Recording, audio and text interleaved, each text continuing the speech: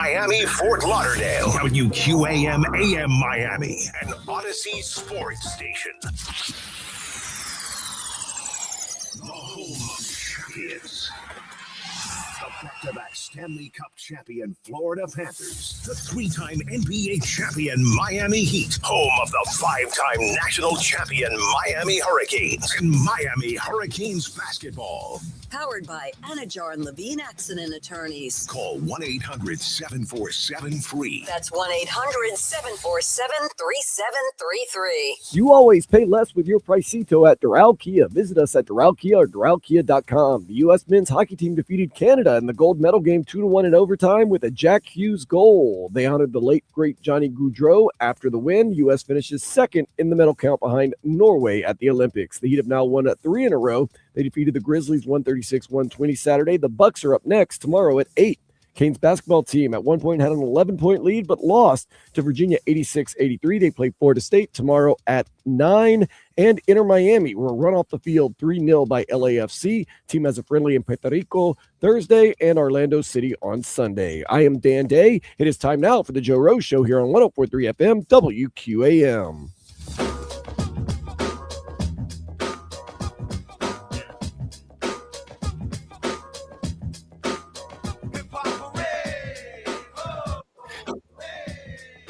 And a very good morning. Welcome in here on WQAM. It is Monday, and boy, that was a busy weekend, my friends.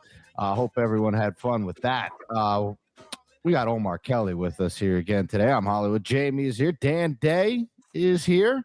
And Dan, thank you for the update there, leading off with that hockey game from yesterday. Boy, that was how fun was that? You talk about a dramatic finish there. And the Tkachuk brothers, Matthew Tkachuk gets to celebrate again. How about that, man? That guy has been celebrating more wins than any athlete down here. That's for sure. That has been quite a run that he has been on. I want to go to Jamie on this one. Jamie's our resident Panther guy. Now, Jamie, we did not get our anytime goal bet. Did not come through for us. But that was a very exciting finish for that hockey tournament there. Yeah, that was an incredible game. I mean, that was one of the best hockey games I've ever watched. I mean, the speed that they played with in that game. Honestly, the United States had no business winning that game, but they found a way. I mean, Canada had every opportunity, especially in the second and third period, kind of outplayed the U.S., but the goaltending from the United States was incredible, and they found a way. Jack Hughes in overtime made it happen. I mean, it was incredible. And then the way they celebrated after the game, and Jack Hughes' speech about how proud he was to be an American and how big it was for the country, it was awesome to watch. Yeah, it certainly was. Omar, did you get a chance to watch any hockey this weekend? Did you watch any of the Olympics as they came to a close? I'm guessing, look on your face, you did not catch anything. No, I was at a 5-year-old birthday party. I was too, Omar. That's why we have phones. I was at a party, unfortunately, on Saturday. Or no, Sunday. I'm sorry, it was Sunday morning. I was at a party, but. These days, Omar, I'll tell you, man, we feel like we got one of these every day. I know you probably do too on the weekends, but that is what our weekends have turned into here. And then I got to ask my guy Dan Day how his event went. Dan was DJing this weekend. How did that go, Dan? Oh, it was great. A couple people even stopped by. A guy named James Cagney, one of my guys, stopped by. A couple people heard it on the radio, said they wanted to just come by, say hi, and they appreciate everything you guys do, they said. I love that, Dan. That's awesome. I think they appreciate what you do, my friend. That's why we had to stop by and check out Dan Day's event. So I did go on Friday. I did not make it out to see Dan. I went to the wrestling at Amaranth Bank Arena to see all the WWE, and it's an interesting show live. No question about it. People, by the way, are very into this. I guess I kind of knew that going in, but people, I guess my age, are very into this, very passionate about WWE wrestling, and it was fun. It was very cool in person, and it's a good atmosphere and all that. But I got to tell you, man, I am still stunned how popular that thing is there was not a seat to be had in that arena. I mean, it was packed to the rafters. I was shocked how popular this thing is, but it was a fun event. Omar, it was a good time. Yes, the adult fan base very passionate about WWE. I don't know if you're into that anymore these days. I was when I was 10. Here's my question to you: do your kids know it's fake, or are they big believers? So my youngest is not watching yet. The oldest, he does believe that everything he's seeing is real. I don't know what point you tell them. I brought this up a little while back. Like, I don't know at what point you like, tell do you them. believe in Santa Claus? Yeah, but like, I don't know. How does that? Are they the same? Are they one and the same as far as like do you break it to like both things at the same time? Like, I don't know, man. But he does not know. He's into it, and I don't want to ruin the excitement right now. So, that's where we're at with that. I did that on Friday, Omar, and then I went to the Monster Truck Show on Sunday. So we did that, and it's been a busy weekend for me. On top of those birthday parties, we got baseball is in full swing right now for us and for everyone. As the Marlins have spring training going, Canes baseball is rolling. By the way, for all of our Canes fans out there, Alex Donno is going to join us from 8 o'clock to 9 o'clock today. We'll have a full hour with Alex Donno and talk some Canes, man. Everything going really well over there right now in Coral Gables. We had a game on Saturday afternoon, Miami falling to Virginia 86-83 in what was an absolute thriller. If you missed that game, Trey Donaldson got called for a foul in the last few seconds of the game. Virginia goes to the line, hits 3 free throws, and Miami loses by 3. But it was an absolutely thrilling game. Miami shot well from three-point land. They shot well from the free throw line, and just came up short in that one. But I got to tell you, man, I said this, during the post game of that one. If the Hurricanes are not a top 25 team, I don't know who is at this point. They are playing really good basketball. They've played good basketball all season, but they're peaking right now, seemingly at a good time. And I will tell you, man, I would not want to be a team that runs up against those guys in March, whether it's the ACC tournament or the NCAA tournament. It's going to be very, very tough to go up against those guys. But a very, very exciting game on Saturday for the Hurricanes. When is the ACC tournament, and what will they be seeded? The ACC, so right now they're looking at a first-round bye with the ACC tournament. Off the top of my head, I want to say is in about 2 weeks, give or take. I think there's 4 games left in the regular season now. So off the top of my head, and I will let you know exactly, since you just hit me with this question. We in March 7th against on this Monday morning. I didn't know you were going to hit me with that, Omar, but I will get that date for you if you want to be exact. You're getting me ready, baby. You're getting me ready. The tournament begins the week of March 17th. I do know that. And I do think that the Hurricanes will be in that tournament. I think they will win a few of these games down the stretch. So here's how it goes, Omar. So they finish with Louisville on Saturday, March the 7th. The tournament will be that following week, and then the NCAA tournament will come up the week after that. So that's how that works there. But Miami gets Florida State on the road coming up tomorrow night, which is unfortunately a 9 o'clock Eastern start. We keep getting stuck with those 9 o'clock Eastern games, and that'll be coming up tomorrow. Florida State's playing pretty good basketball, by the way, so that might not be the easiest one there for the Canes, but certainly should be a good one. Omar, as far as the Dolphins go, that is your bread and butter. Things were okay over the weekend. Anything that you'd like to fill us in on that? Major news. I saw Drew Rosenhaus had some things to say on his appearance on TV, and we'll also hear from some of the. I want to run back some of the stuff Mike Florio said as well, as far as everything going on with the Dolphins. But what's going on in your world there, Omar, at the Miami Herald? this is a very major business week for the Miami Dolphins. They are at the NFL Combine. They are slated to talk on Tuesday, probably a little bit after we go off air. So unfortunately, we won't have anything to discuss and dissect. But this is basically the week where free agents are being tampered with, and offers are being hypothetical I forget, can't even say the word, hypothesized. Let's just say we had an interest in Malik Willis. Let's we would, what are we looking at here? And then the agent would lie and tell you how many teams are interested in Malik Willis. Oh yeah, Cleveland's interested. Oh, Pittsburgh's interested. We're thinking, 3 years, $90 million.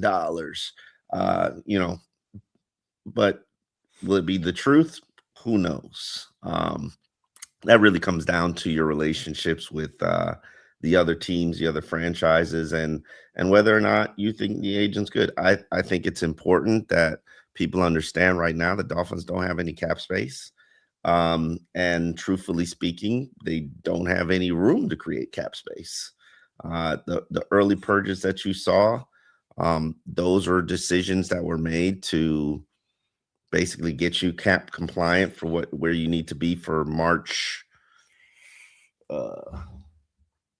Where you need 11th. To be for March 11th. Mm-hmm.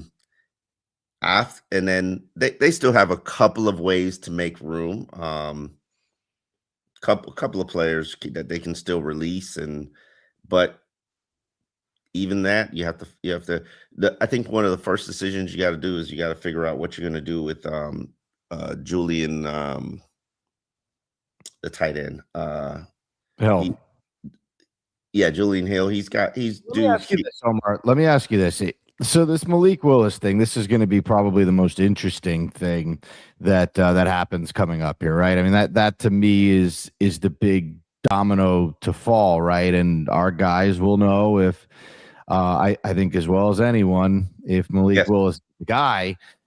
What kind of deal, though, do you think he will be looking at? Because here, my concern is I don't want to sign anyone long term right now. Like, unless you are 100% certain that Malik Willis is the guy, which I don't know how you could be 100% on that. I just don't want to get tied down to anyone else that we don't know for sure, right? And if you're not like 1,000,000% sold on Malik Willis, look, the Dolphins are going to be picking, I would think, pretty high in the first round the following year. There should be more quarterbacks coming out. Yeah, but you can't. Here's the thing about that.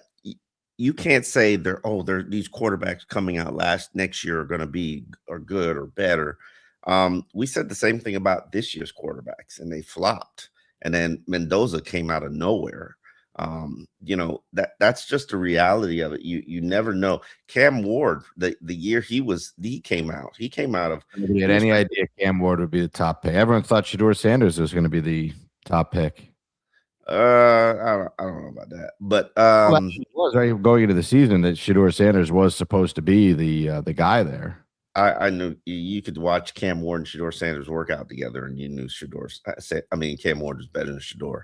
But also everyone thought this year that the Manning kid was going to be the first pick. Oh yeah, and then he came out the gate struggling. They were asking Manning before the season started. They had people who cover the team, which is even more embarrassing, because you would think people that cover the team would have known he stunk. But you had people talking to him, asking him if he was going to come back for another year before he even played. Yeah, and what's interesting about today's game with the NIL, and I think this is great for the college game. With the NIL money that's out there now, especially for quarterbacks, and you see this with Chambliss, the kid from Ole Miss, it's more financially beneficial for them to stay and play college football, because if you're not a clear-cut first or maybe second round pick, you can end up making more money in college for one season than you could make in the pros, and then still improve your draft stock. I mean, the rate for quarterbacks right now, we're talking basically $4 or $5 million. I don't know what the kid from University of Miami got. It hasn't circulated out there yet, but it's the money is ridiculous, and so I think that's beneficial for both the NFL and college, because the problem that we have is we've had too many 1 year standout guys. Look at Simpson, who came out into this draft. He's had 1 year productivity in college at Alabama, and basically, he's probably the second best quarterback in this draft, but he's far from a finished product. And in fact, I'm not sure if I'm the Dolphins, I'm considering him at 11 I wouldn't consider another Alabama quarterback, Omar. at all. Just That ship has sailed. Yeah, I would hard pass on any Alabama quarterbacks right now. that's like saying you had a bad run with University of Miami players. I'm hard passing on all all Canes. I think there's about to be a good run on Miami Hurricanes players, and I'll tell you where the Dolphins are picking. There's a handful of Canes that I wouldn't mind at that selection. You can shake your head as much as you want. I hear you. Okay, you can Ruben Bain and the offensive lineman. Now we know would be picks for that that spot here, but we'll jump into that with Alex Donno, get his thoughts on some of the Canes that are going and some of the Canes that are coming in, because Miami has reloaded in a big way on the football front. We'll talk some Canes hoops with him, as well as they are down to the final handful of games here down the stretch of the season. The ACC tournament, the NCAA tournament are coming up in March. Here is this is the final week of February. Isn't February has less days than the rest of the months, right? So yes, this is the final week of February here. So we are getting close, guys, to one of the best times of the year in all of sports. My favorite, certainly with the NCAA tournament. Man, it doesn't get any better than that. Omar, I'll tell that for my money, that time of year is about as good as it gets, man. March, baby. You get spring training, you get March Madness. You can pretend like you like college basketball. You actually do like college basketball. I do like college basketball. I think everyone likes the tournament. Even if you're not a college basketball fan, I think people, settle in and watch the tournament, right? Even the casual people are filling out their brackets. I do think people like the NCAA tournament. But Omar, let's do this. Let's take a quick pause here. When we come back, I want to just run back a couple of Mike Florio's answers from Friday for you, and he had some interesting stuff on Tua and the Dolphins and where they are heading from here. So we'll get to that when we come back. It is a Monday morning here on WQAM. Hey, I want to tell you about a man named Chef. Yeah, I'm talking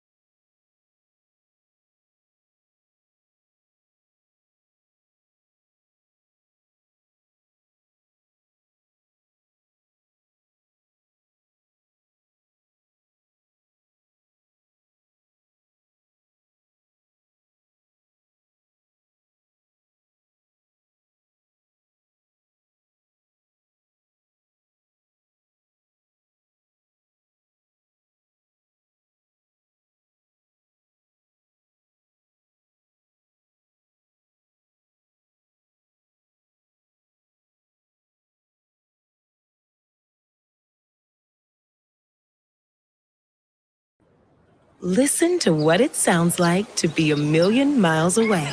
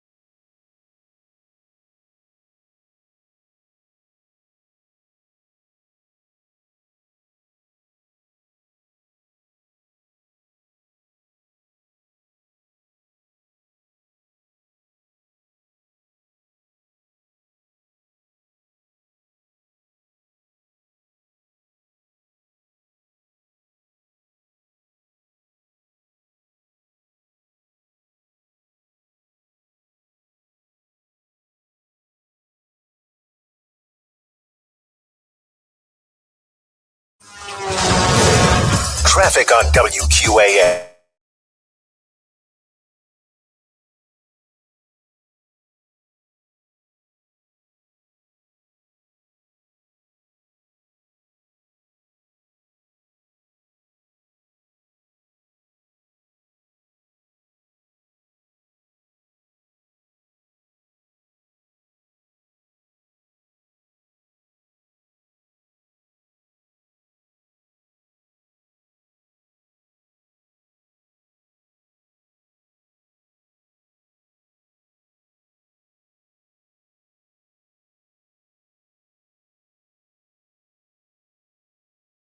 You can trade on what happens next with Kelsey. What will the president say during his address?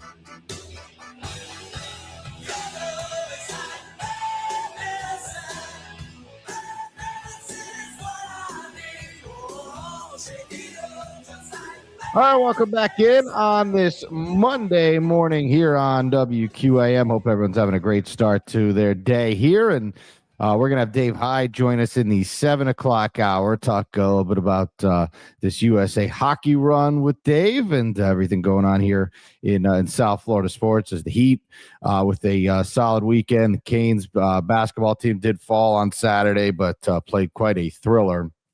And the Marlins are going, so we got about just about everything rolling here. We had Mike Florio on Friday late on the show, as we always do, and I wanted to give our early listeners a chance to hear what he had to say about everything going on with the Dolphins and Tua's contract and what he thinks is next here for this new regime in the Dolphins front office here. So here's what Mike Florio had to say about everything going on with the Dolphins. Problem with all this is we go back 2 years ago when he was entering his fifth-year option, $24 million. They felt compelled to give him a new contract. They were bidding against themselves when they gave him a market-level deal. No one else would have paid him that if he was on the market at the time. They should have just finished out the fifth-year option and made a decision after the season. The decision would have been far different after 2024 than the decision was before 2024, and now they have a mess. $54 million. He's due every penny in 2026, $99 million plus in dead cap money they're going to have to deal with. And the way I took the comments last week from the new GM, John Eric Sullivan, this isn't a question of is he going to be the starter or is he going to be on the bench? This is how are we going to get ourselves out of this mess? And I think that's what they're still trying to figure out. They'd love to be able to trade him. They'd love to be able to get something for him. I don't think they're going to get anything for him. I think they're just going to have to cut him. And it'll be after the league year begins if they do the post-June 1 release and split the cap charge over 2 years, or they just pull the Band-Aid off and take the full $99 million and move on. And some people around the league think they will. I think it's stupid to do that because cap dollars in future years count less than they do this year. Mike. I've crunched the numbers, Mike. They cannot take that full cap hit. There's no way for them to physically create $43 million without restructuring Aaron Brewer and Jordan Brooks, and they actually want raises.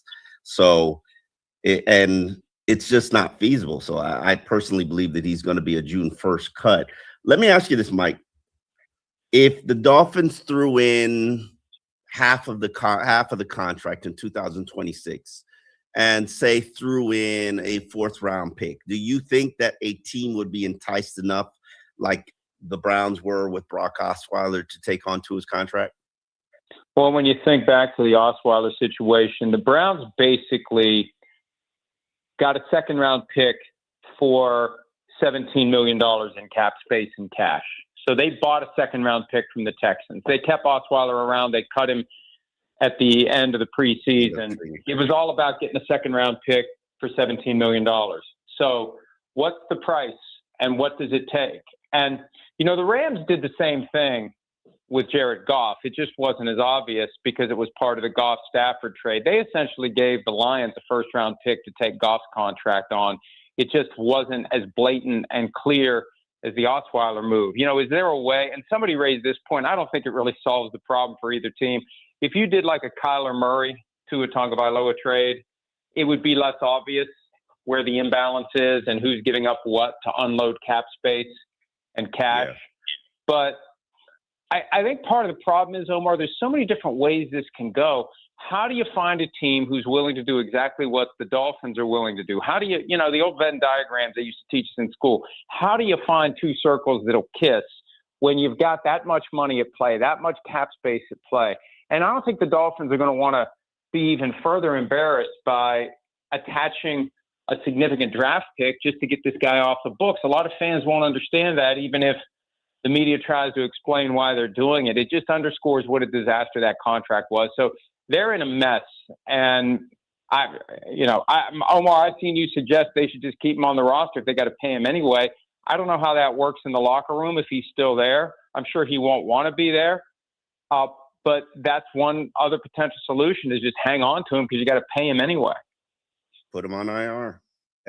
You got to pay him anyway. Put him on IR. You can cut him next year. $40 million creates $40 million in cap space.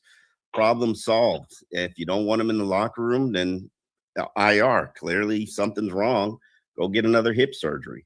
But then that probably opens up the injury guarantee for the next year. So it's not an easy spot to be in. But hey, c'est la vie. Mike, I wanted to ask you this question because I've been doing my research on this Malik Willis situation, and I've seen people throw out outrageously ridiculous, crazy numbers that I do not believe. And I know you're a cynic like me, so I know you don't believe them either. He has 6 starts of NFL experience. Name me the last quarterback that got the call up from being a backup to a starter, not a player that the team traded for then paid, but name me somebody who got paid to go from a backup to a starter. I got 3 names for you. I got Jay Fiedler. I got Scott Mitchell. Interestingly enough, both are 2 Dolphins players. And I got Elvis Grbac. Can you come up with another? I'd put Tyrod Taylor in there. He was a backup in Baltimore for 4 years before he became the Bills starter. I'd have to do the research on his contract, but those days are gone where you have a backup quarterback who spends his full 4 years as number 2 on the roster, and then when the opportunity comes to be a free agent, somebody else makes him the starter walking through the door. But here's the difference with Malik Willis. When he's played the last 2 years, he's been spectacular. His passer rating's over 134, 6 touchdown passes, no interceptions, completion percentage north of 75, I believe, over 10 yards per attempt. Those numbers are crazy. So if you have a team out there that is willing, based upon limited film, to bet on this guy becoming a star, that's how the numbers go up. But here's the other caveat. You got to have multiple teams that believe it. Sam Darnold last year got $33.5 million after a 14-win season. Why? Only one team wanted him. So the more teams that are at the table, the more the contract is going to be worth. And if I'm Malik Willis, I'd want to go somewhere on a one-year deal, ideally with no tag on the back end, so I can prove myself as a full-year starter. If I truly believe that I could go out and get a significant contract, if the significant contract isn't there this year, I want to go somewhere for a year and then go back to the market. I just don't think a team is going to want to do that. And if you have the leverage to do that, he's got the leverage to get the kind of contract he's looking for. How much do you think?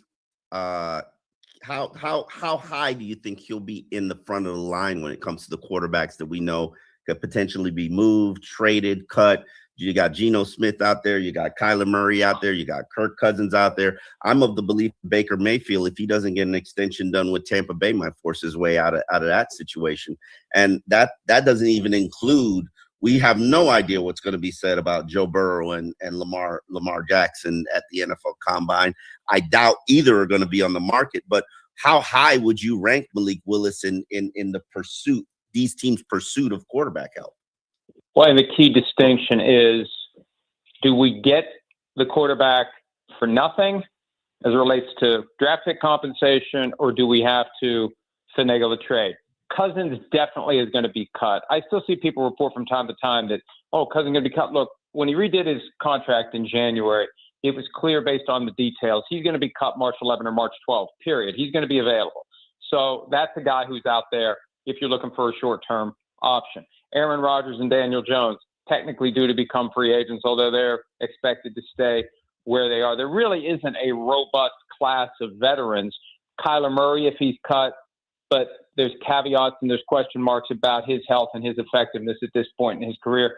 Baker Mayfield's an intriguing situation. I mean, he's played very well for the Tampa Bay Buccaneers, and he's been underpaid too. That's the reality. In recent years, when competent starting quarterbacks have been available, they haven't gotten big money. The biggest money has gone to guys who are already under contract with teams that want to keep them from the market. When they get to the market, they're not breaking the bank. Baker Mayfield's around $30, $32 million. It was a great deal, especially when the Bucs were 6-2 and flying high last year. It's like, my God, this guy's really underpaid. But even though they crashed and burned, ultimately, he's still underpaid relative to the top of the market. So that's the basic problem.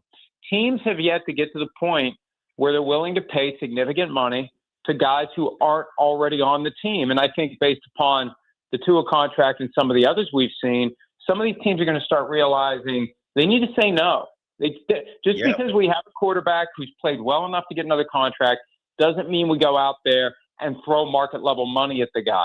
Only a small handful deserve that, and look at the problems it creates when you do it and it doesn't work out.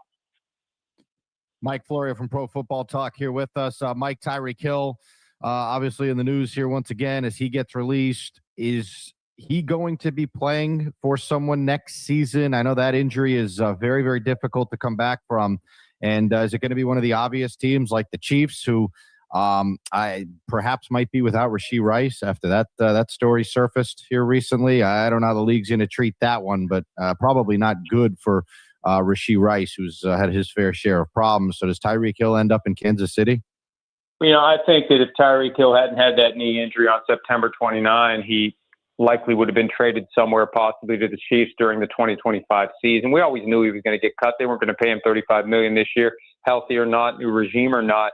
But he's available. I mean, he was cut on Monday. And have you guys seen anything other than the Chris Jones tweet to Cheetah that it's time? There's no group of teams that has emerged from the woodwork to chase down Tyreek Hill. And, there's concerns about what kind of a player he's going to be at age 32 with that serious knee injury that wasn't just a plain old-fashioned ACL tear. And he's got a looming potential personal conduct policy punishment. They've been investigating him dating back to September of last year when his ex-wife created a stir with allegations she made in a civil claim. So he's got that hanging over him. And I think that for now we're seeing that teams are being patient. But man, if he can get back to full health, even if he's a little diminished, he's still better than what some of these teams that are out there have that could use a boost in the receiving room, whether it's the Chiefs, the Bills, the Chargers, or Mike McDaniel is now, or whether it's just some team that's trying to make a stir like the Saints. They could use a talented deep threat. So it may just be that everyone waits and sees how healthy he is, but I'm a little surprised there hasn't been any firm, oh yeah, this team is interested or that team's interested. And it may be once the dust settles on where everything currently is in free agency, or maybe even after the draft, because, we hear that the receiving class this year is pretty deep and pretty good, and those guys are pretty cheap. It may not be until after the draft that the market heats up for Tyreek Hill. Yeah, I think he's definitely going to have to prove that he's back. He can change. He can run at full speed. He can change directions. He's training in Kansas City right now. Well, we interviewed him. Remember when he did that sudden Super Bowl week? Oh, yeah. I apologize to the Dolphins tour. We asked him if he was ready. Tour. Yeah, and it just came out of the blue. Like the Thursday of Super Bowl week, a producer said, "Hey, we got Tyreek Hill tomorrow." It's like, what? And I think he talked to anybody who would listen as he was trying to put the toothpaste back in the tube after the stuff he said following the last game of the 24 season. But we asked him if he ever regrets leaving Kansas City, and he said that he does. So absolutely, Eric Bieniemy back. It's like they're trying to regather all the heroes to come back for one last run. Put the band back together again for one last run. Yeah, and it makes sense when you look at how the Chiefs have been unable to effectively replace him. Things were looking good with Rashee Rice. They loved him as a rookie. He picked up the offense faster than Tyreek Hill did in his first year. He came on strong in the postseason, but then he had that street racing incident. He had the knee injury. He's got the domestic violence allegations, and I don't know where that's going to go, but they definitely could use Tyreek Hill. They know they're not going to get the old Tyreek Hill, but I think whatever they get out of Tyreek Hill is going to be better than what some of their current options are at the position.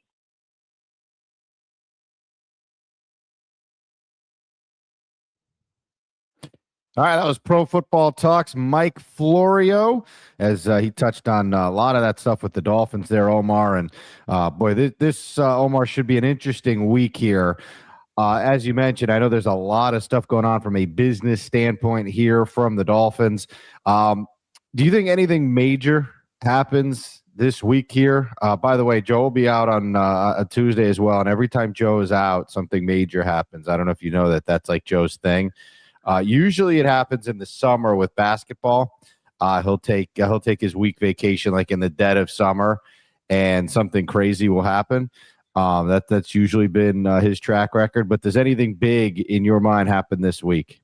If I remember correctly, the last major thing that happened at the Combine last year was the Dolphins acknowledging that Teron Armstead is basically not guaranteed to come back. They did sign him to a contract that left the window open. Teron eventually retired. I can't see there's no, outside of them announcing that, this is the week you can get a trade done for Tua. Now, will they get a trade done for Tua? I highly doubt it, because I'm not sure Tua is very high in the quarterback pecking order of things. When it comes to teams like Pittsburgh and maybe Cleveland and who else? Arizona. I think Kyler Murray is probably one of the first dominoes to fall. You got Geno Smith on the trade block with the Raiders.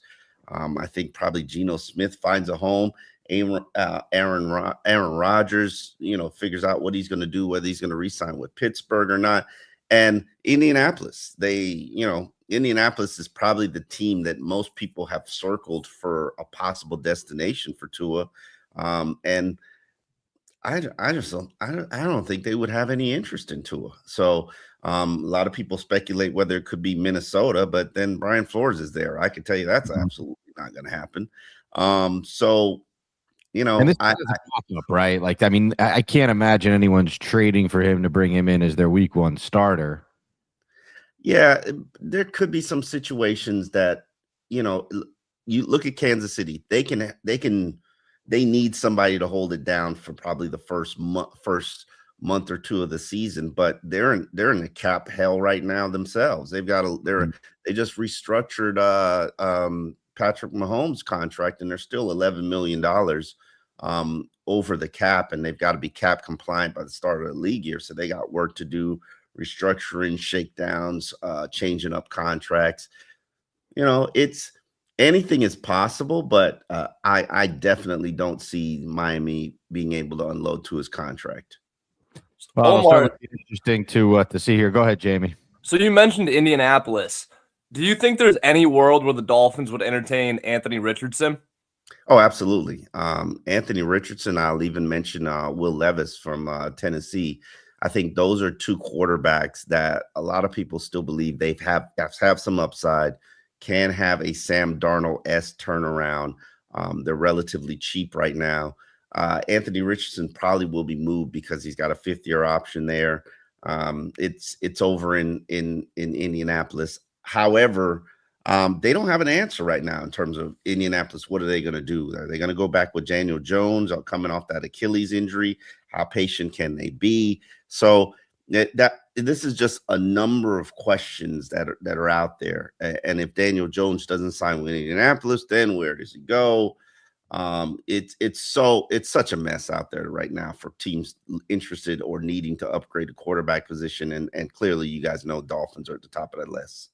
You got to be careful, Jamie. Anthony Richardson can get hurt walking into the facility to sign his contract, so you got to be careful with him. Yeah, I've been high on Richardson. I do have the Gator bias going on, but he's 23 years old. Yeah. He's got a cannon of an arm, and he can move. That's the opposite of what we've had here, and we can use a shakeup here. I've actually talked to an executive who is from the Green Bay tree, and he said Anthony Richardson would be a great reclamation project for Miami.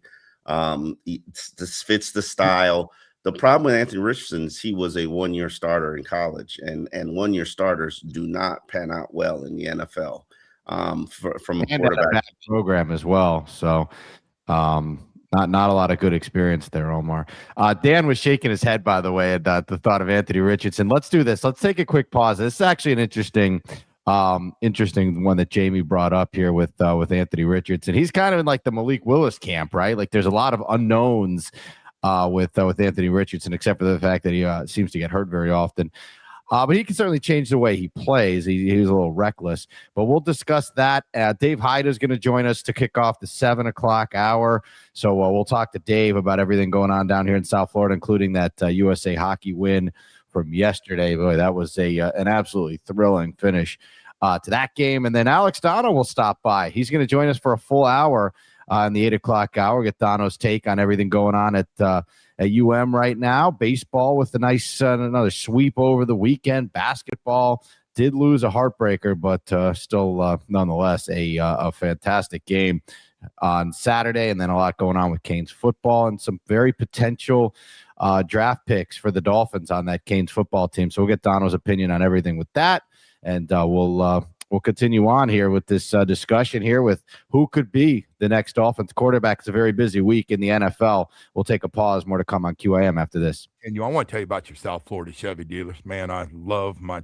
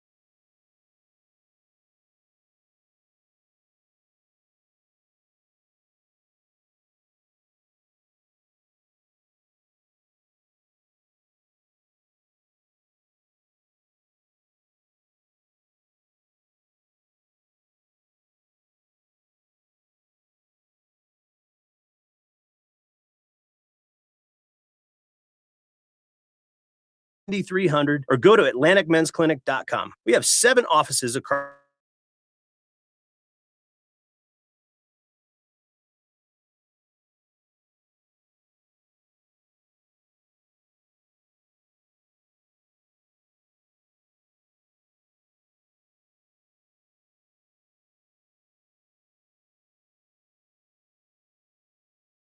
Get on the roadways early this morning. If you're heading out the door, this traffic report is brought to you by Kalshi. Trade on anything. A bit of traffic building this morning.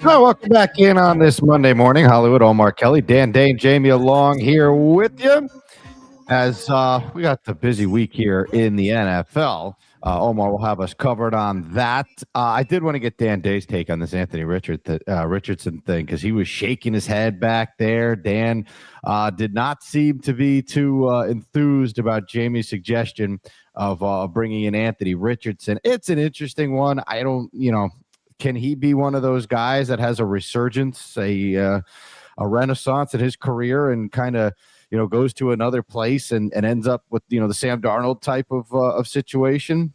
I don't know. But Dan, your thoughts on Anthony Richardson, because you were shaking your head in there.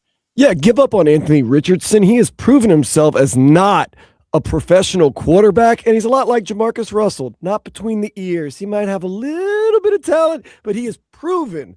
Once again, you're going to say, well, he hasn't had a lot of time. No, he's proven he gets hurt and he sucks at quarterback. He makes one great throw. They show it on the highlights and they go, oh, look at his arm. He's garbage. Sorry. He's never going to be a big pro in the NFL. Take that, Jamie. I think a garbage is a stretch. I mean, he's got 15 NFL starts when I was 8-7. Like, you're not good if you have a winning record as a quarterback in the NFL. Listen, it's possible that he ends up somewhere and, make some noise. It is possible. Omar, you've seen him play. I mean, he's another one of these guys that, yes, physically has the talent. Apparently, the Dolphins had one of those guys who had the physical talent, Zach Wilson. Okay. Yes. I totally forgot about him. You can't put it all together sometimes. That's true. The only thing is, sometimes maybe a year or two of sitting, watching, learning, especially in a offense that suits you. It worked for Mac Jones. It worked for Sam Darnold. It has paid off for a number of quarterbacks. I can't really. It did not clearly work for Justin Fields, but sometimes you need a fresh start. Sometimes you need here's the thing about Anthony Richardson. There's size, there's athleticism, there's a cannon of an arm. Nobody's telling you that he's ready to become an NFL starter right now, or he just needs a change of scenery. No, he needs some slow cooking. And that's one of the things that I've really despised about the NFL. A lot of times they throw these quarterbacks into these situations right out the gate, and then they wonder why they're not good. You put a quarterback in the microwave. You didn't season it. You didn't slow cook it. No, you just stuck it in the microwave and pressed 45, and then you think it's just going to taste delicious. It's not. And Anthony Richardson, a little rubbery from the microwave is what you're saying. Absolutely. Crisp from the oven.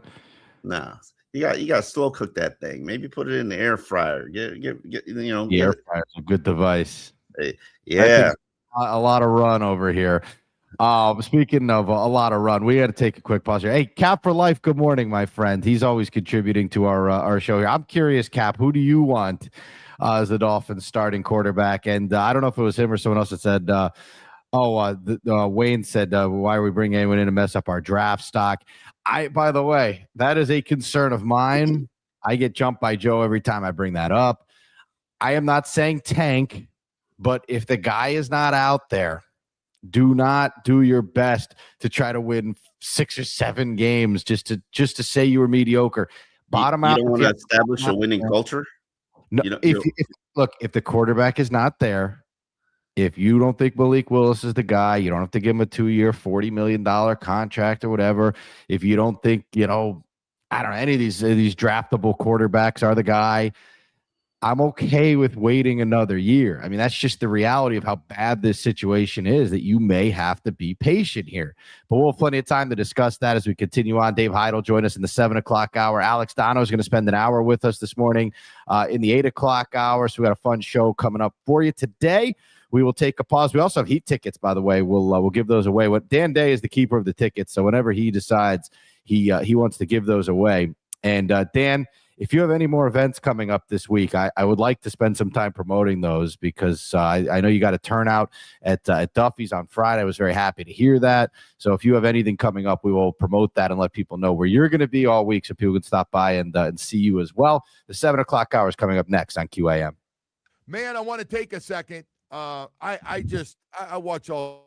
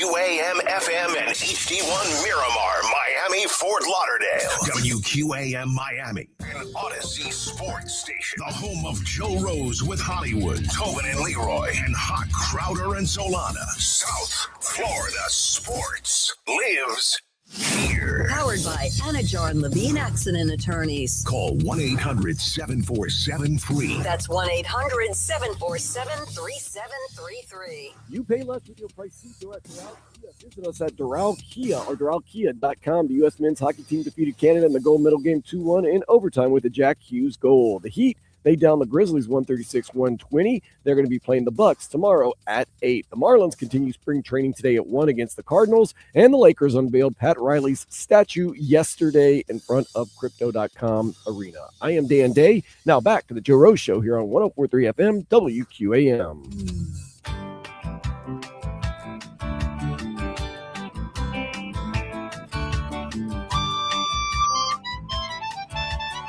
Perfect music to wake up to on a Monday morning here. Thank you, Dan Day. I'm Hollywood Omar Kelly. Jamie with us as well. Hey, good morning. Hope everyone had a great weekend out there. By the way, if you're just waking up, it was hot yesterday. Get your winter gear ready because it's 50 degrees right now, and I think it's just going to get colder as we go. So maybe we can get rid of some more iguanas. I know that would be nice, and we've had another one of those violent weather swings down here. So yesterday, man, it was pretty warm, and now we're approaching snow temperatures again here in the 40s and 50s. So there you go. So we have that going on. We have this Dolphins discussion going on, and who you would want as the quarterback. And by the way, I am with the people that are saying. Roll with viewers. That's Cap. My guy Cap here is like, keep viewers and just roll with him. And look, I'm with you, by the way. If the quarterback is not out there, if it's not Malik Willis, if it's not in the draft and you don't feel good about it, then yes, you can start Quinn Ewers for the season and bottom out. I wouldn't keep Tua around simply for the fact that, and I did say bottom out, Omar, and you can comment on that in a second. But I just think the problem with Tua, and by the way, Cap, I know Ewers not bad. I just don't think he's going to get you to where you want to get to. But the problem to me with Tua is you have to design the offense around him, and everything has to be very specific to his needs. Now, Omar, I want to show you a photo. Jamie's going to this up on the screen here. I want to show you a photo that I was sent. Oh my God. Friday. I don't know if you've seen this photo. Jamie put this up here. Give me 1 minute. I'm still trying to get it going here. So okay, so Jamie's going to put this up there in a minute. I can tell you the authenticity of this photo is it has been doctored, but it's funny what people are doing on Twitter these days with these photos. Dan's laughing. I see. My AI. My AI catfishing situation. I thought of you when this photo popped up because you talked about on Friday how you've recently been catfished multiple times by people on social media or dating apps or whatever it is you're using. And Tua had a little bit of a mishap with that. Someone put this out there. I don't know who these. There's a bunch of like fake NFL reporter accounts out there. There we go. There's Tua walking. You cannot. I believe this is the mesh back there makes me believe that this was a Dolphins picture game day. He's wearing the skirt that he usually wears typically on game day. However, clearly somebody's put about 40 pounds on him. It's not real. It's not real, people. But unfortunately, like I spend most of my week trying to decipher whether or not a picture or video has been real now. AI is completely out of control right now. All you see on these posts are pictures on Twitter's now, pictures of women and people telling Grok to do something with it. Hey Grok, put her in a bikini. Hey Grok, put her in a maid's uniform. Hey Grok, we had one thing going for us on Twitter. before everything changed, and that was those blue check marks, right? And you had to apply for one, and it was like for real verified accounts, and you could click on it and you could see, all right, this person's verified. Now, what does it cost to be verified, Omar? $5 a month or something like that? Probably $80 a year. Get it? Yeah, $8 a year. Yeah, and the funny thing is, if you're not verified, you don't have a check mark, then supposedly you kind of get hidden in the algos. Yeah. In the algorithm, hides you. I'm now being hidden by Instagram's algorithm. It's like it's crazy what social media is, and it's driving the world right now, and so is AI. I think AI is about to take over social media in terms of what's driving and controlling the world. Do you know women use AI as ChatGPT as therapy? Did you know that? I'm learning from you about all of this stuff, to be quite honest. You taught me about this whole catfishing situation and this whole AI, and they show up, they don't look exactly like they did in the doctored photo. Oh, it's not exactly like they did. They don't look anything like they did in the doctored photos. And I'm trying to date in the older range now. Trying something new for myself here. And these 40-year-olds. Oh man, these women think that doctoring their pictures with AI and making it take out the wrinkles and no, we could still see the wrinkles when we see you in person. And now I'm learning how to decipher whether a picture is AI or not. All right, fair enough. I don't hear about you doctoring any of your own photos, though, Omar. I don't believe in AI and Grok and ChatGPT. I'm not programming the computers to take over my life. Well, it's coming to take all of our jobs, Omar. So no matter what it is you do, they'll find a robot to do it cheaper, apparently, or for free, right? I mean, robots you don't have to pay the robot. True. So that works, but we can't have a robot at quarterback for the Dolphins. We need one of these guys, and I've seen a lot of the votes come through for yours, which is interesting because, again, like for me, if yours is not going to get you to 7, 8, 9 wins, which I don't think that he would with this roster that they're going to assemble. Like, do you Omar? Look, Vegas has the Dolphins as the worst team in football. Yeah, but that's simple and easy. The worst team in football. I don't know if they're going to bottom out like that. Is there a scenario where that happens, where the Dolphins win, let's say 2 or 3 games? Oh yeah, absolutely. I mean, right now their roster is full of holes. They don't have any cap space, and everybody wants 2 out of town, and that's going to cost you $11 million in cap space that you already don't have. You're not even in position to sign your restricted tender players. You're financially, you really, I mean, there are holes everywhere. I think you've only got 2 spots on this roster, maybe 3 that you're good at: running back, inside linebacker, and maybe defensive tackle. I'm not even sure I'd put defensive tackle in that category. Just got a lot of young, talented players, but everything else needs to be overhauled. You've got 1 pass rusher on your team in Chop Robinson. That's it. He's not even good. Wow. You paint a very bleak picture, Omar. Yeah. Who's your cornerback? Do you have a cornerback on your roster? You don't. Like, everybody's either a free agent or they're injured. Like Cater Kohu's injured, and Storm Duck's injured. And so what are you running out there? Ethan Bonner? Like, Papa Giorgio on the chat, that was not a very nice thing to say to Omar, by the way. He said you're single because all you do is defend Tua. Okay.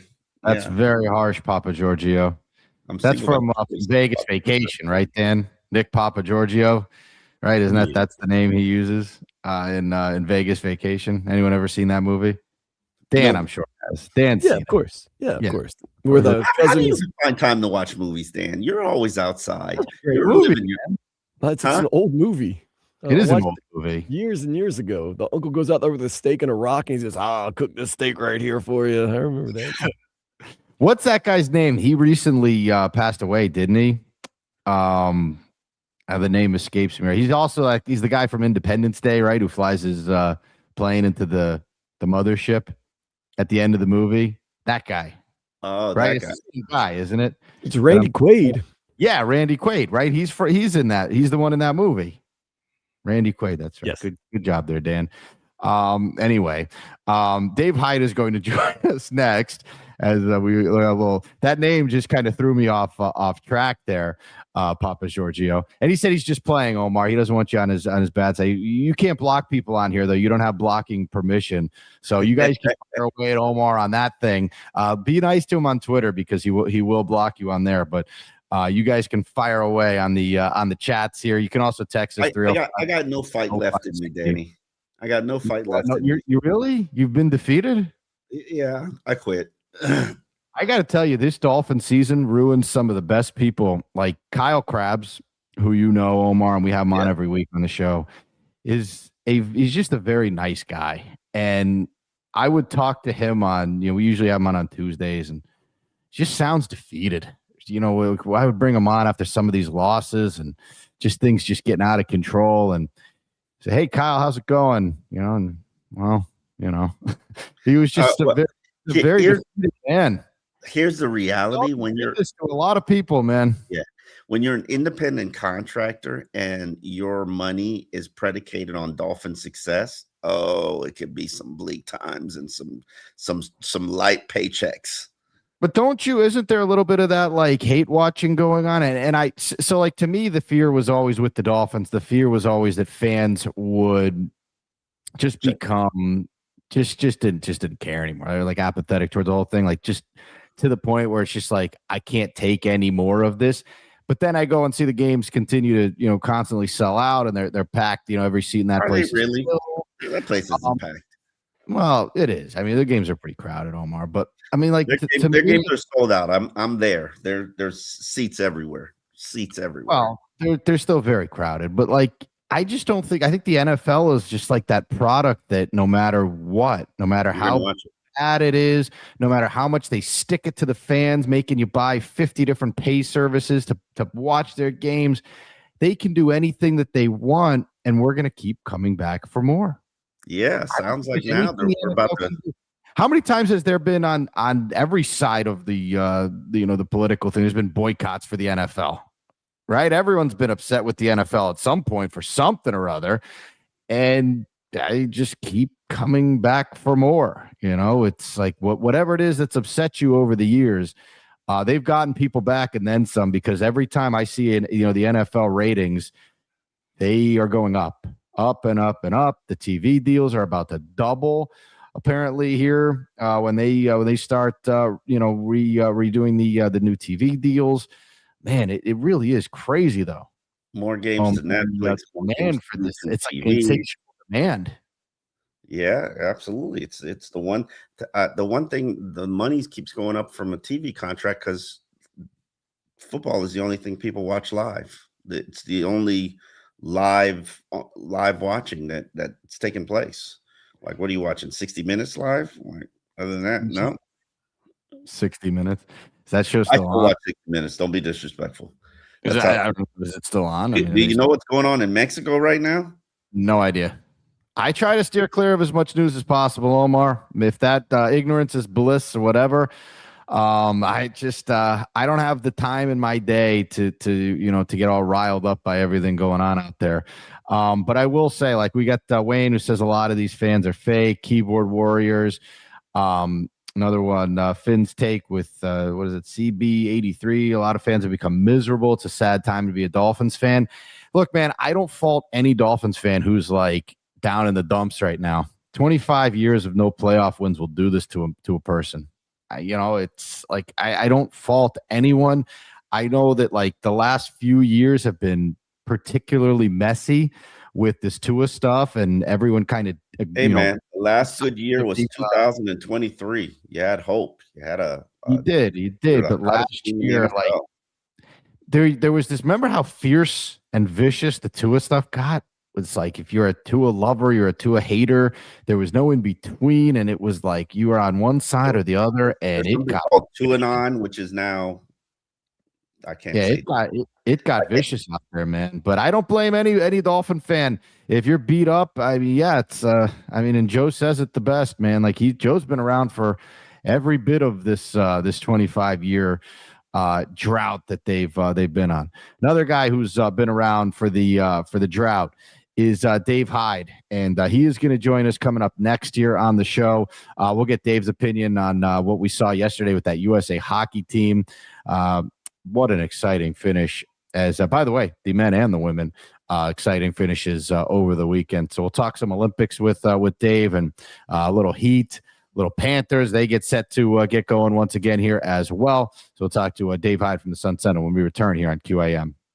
Hey, right now I want to tell you about something else that's very, very important.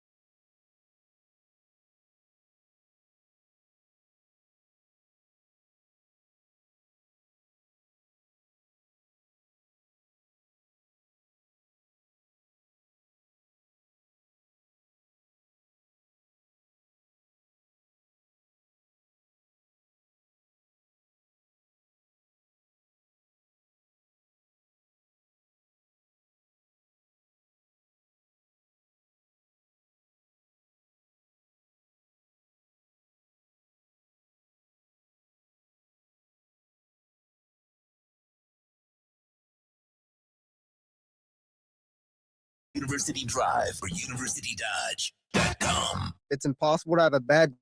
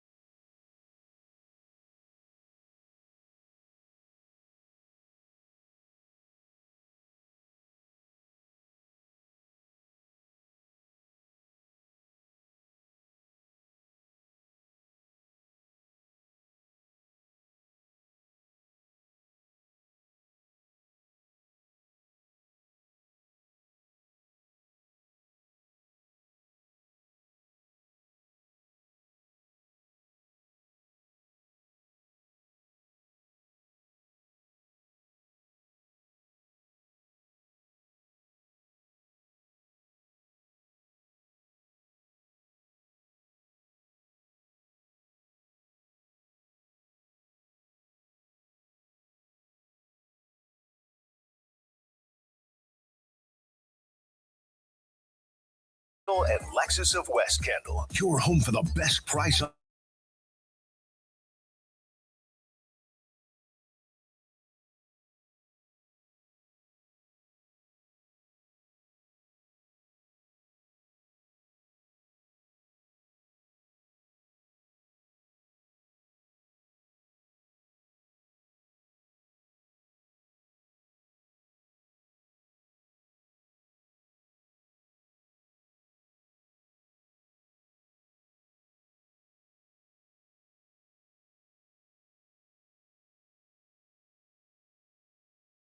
Casino at Dania Beach. Catch highlight at the Dania Beach Fronton through February 28th. February is heating up at the casino at Dania Beach. Enjoy new exciting promotions all month long. Plus, the hottest slots, great shows, dining, live poker, highlight, and new members can win up to $5,000 in free play. Join the fun at the casino at Dania Beach.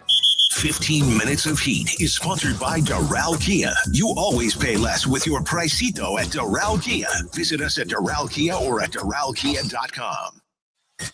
We've got plenty of ways for you to listen to your favorite shows and favorite teams on WQAM. How is that, if I may ask? We're at FM 104.3, or you can listen to WQAM on the Odyssey, iHeartRadio, or TuneIn apps. Check it out now.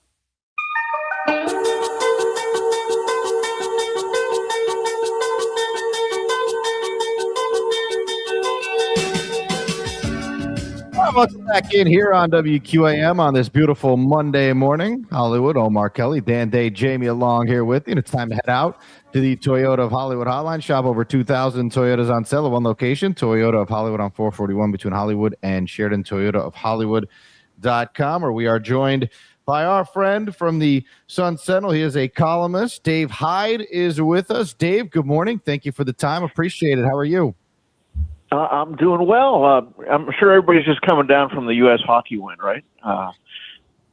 Well, that was absolutely thrilling yesterday, Dave, and I was going to get to that, but you sent something out on Twitter yesterday. It looked like you had a very interesting day. Are you able to share anything about what you did? Oh yeah, with Jimmy. Yeah. Jimmy.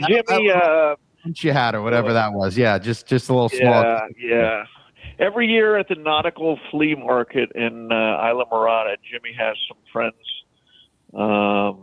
Everybody meets and they walk around the flea market.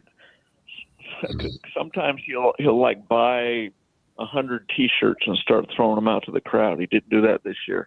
He stops at a youth baseball tent where they're every year they're going somewhere, and he does a fundraising. $20 a pitcher with him. The money goes to and then we end up at his Mexican restaurant there and have lunch and And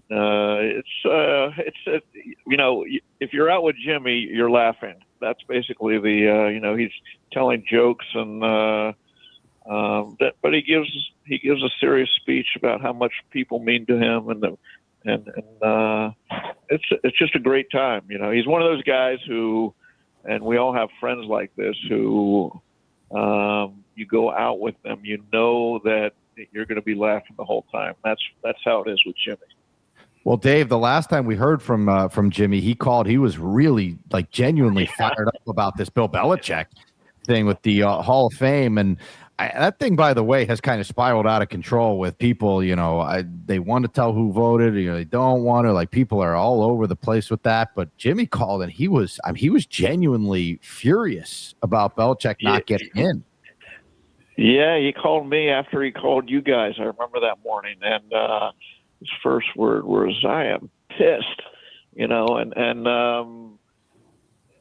he's friends with Belichick, and he like pretty much everybody couldn't understand what happened there, and it's still kind of a bizarre that the most decorated coach, the guy who's won the most in the NFL, isn't in the Hall of Fame, and no matter what ballot at first, obviously he's going to get in, but yeah, he's like that with his friends. So he had on Friday before, this Friday, he had a bunch of his former football guys in too, and there were supposed to be more, but like Zach Thomas, Larry Izzo, Trace Armstrong thought it was next month, not this month.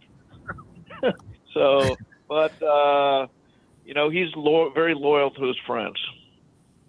Dave Hyde here with us on QAM. Dave, I want to try to get to everything here with you. You've had columns on Canes basketball. You got this column on a former Dolphin that I thought was really interesting. So we'll get to that.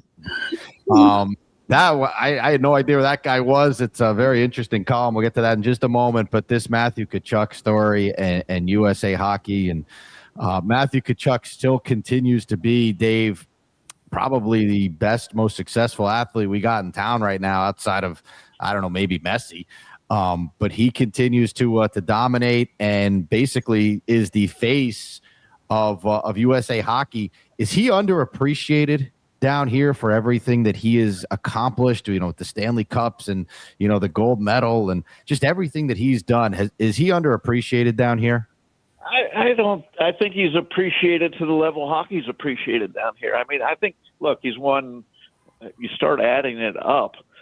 He won 2 Stanley Cup titles, the gold medal.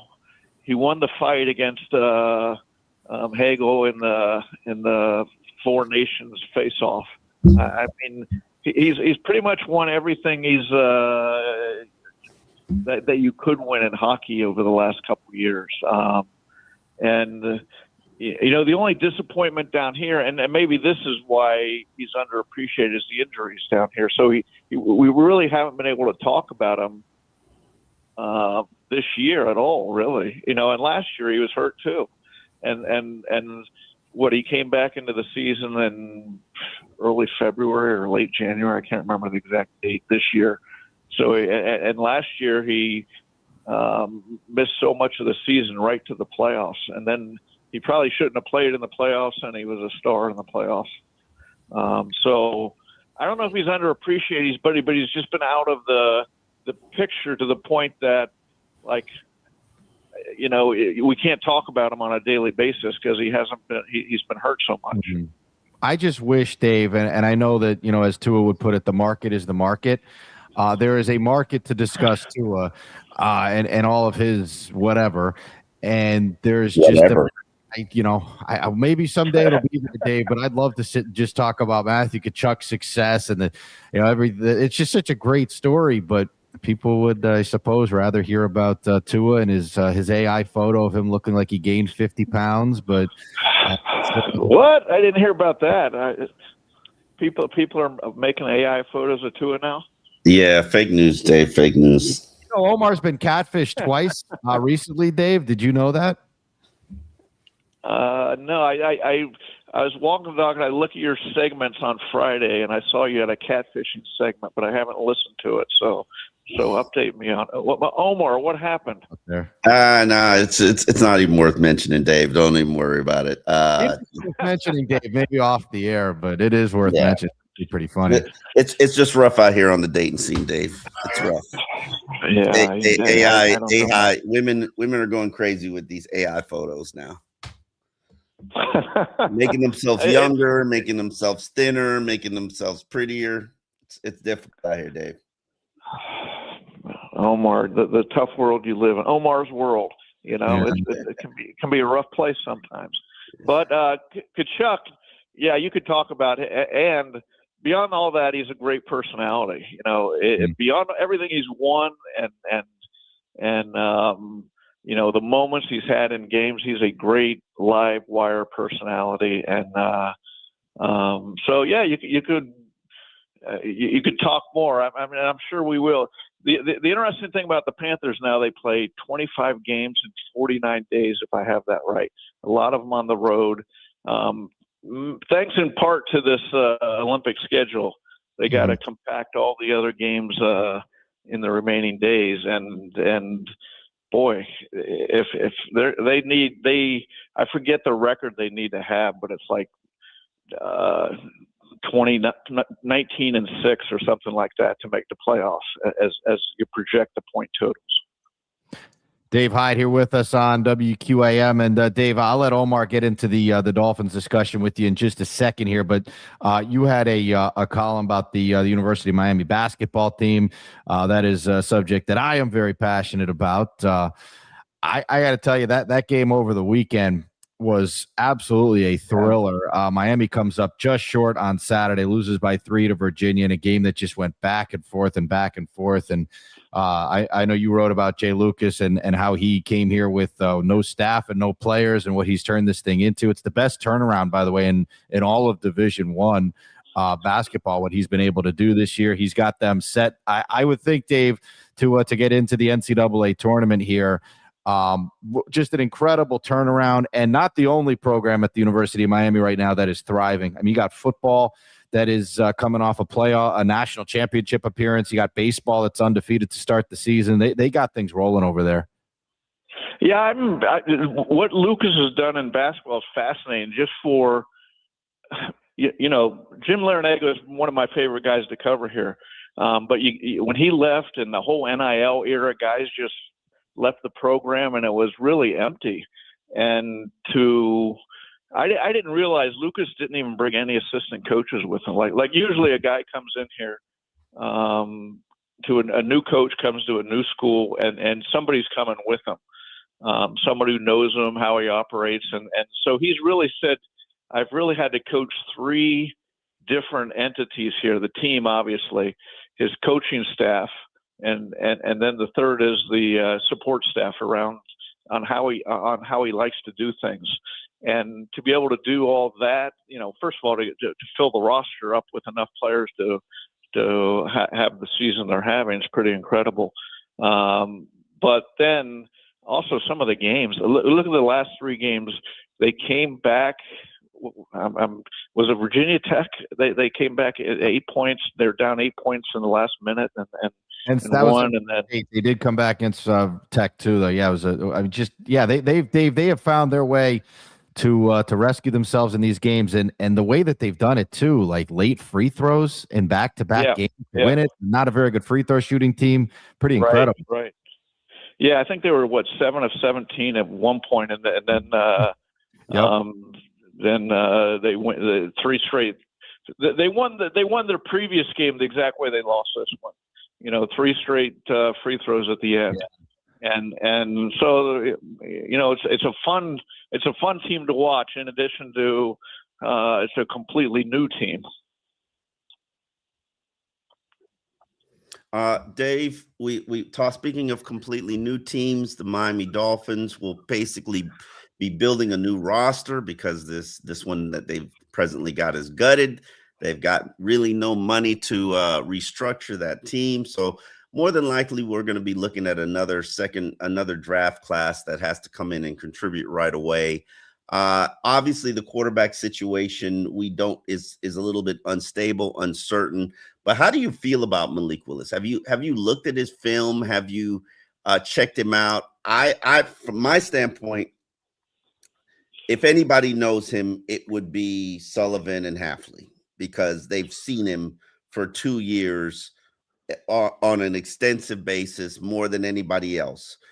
Would you be okay if they decided to greenlight it and give him $30 million in guaranteed money? Wow.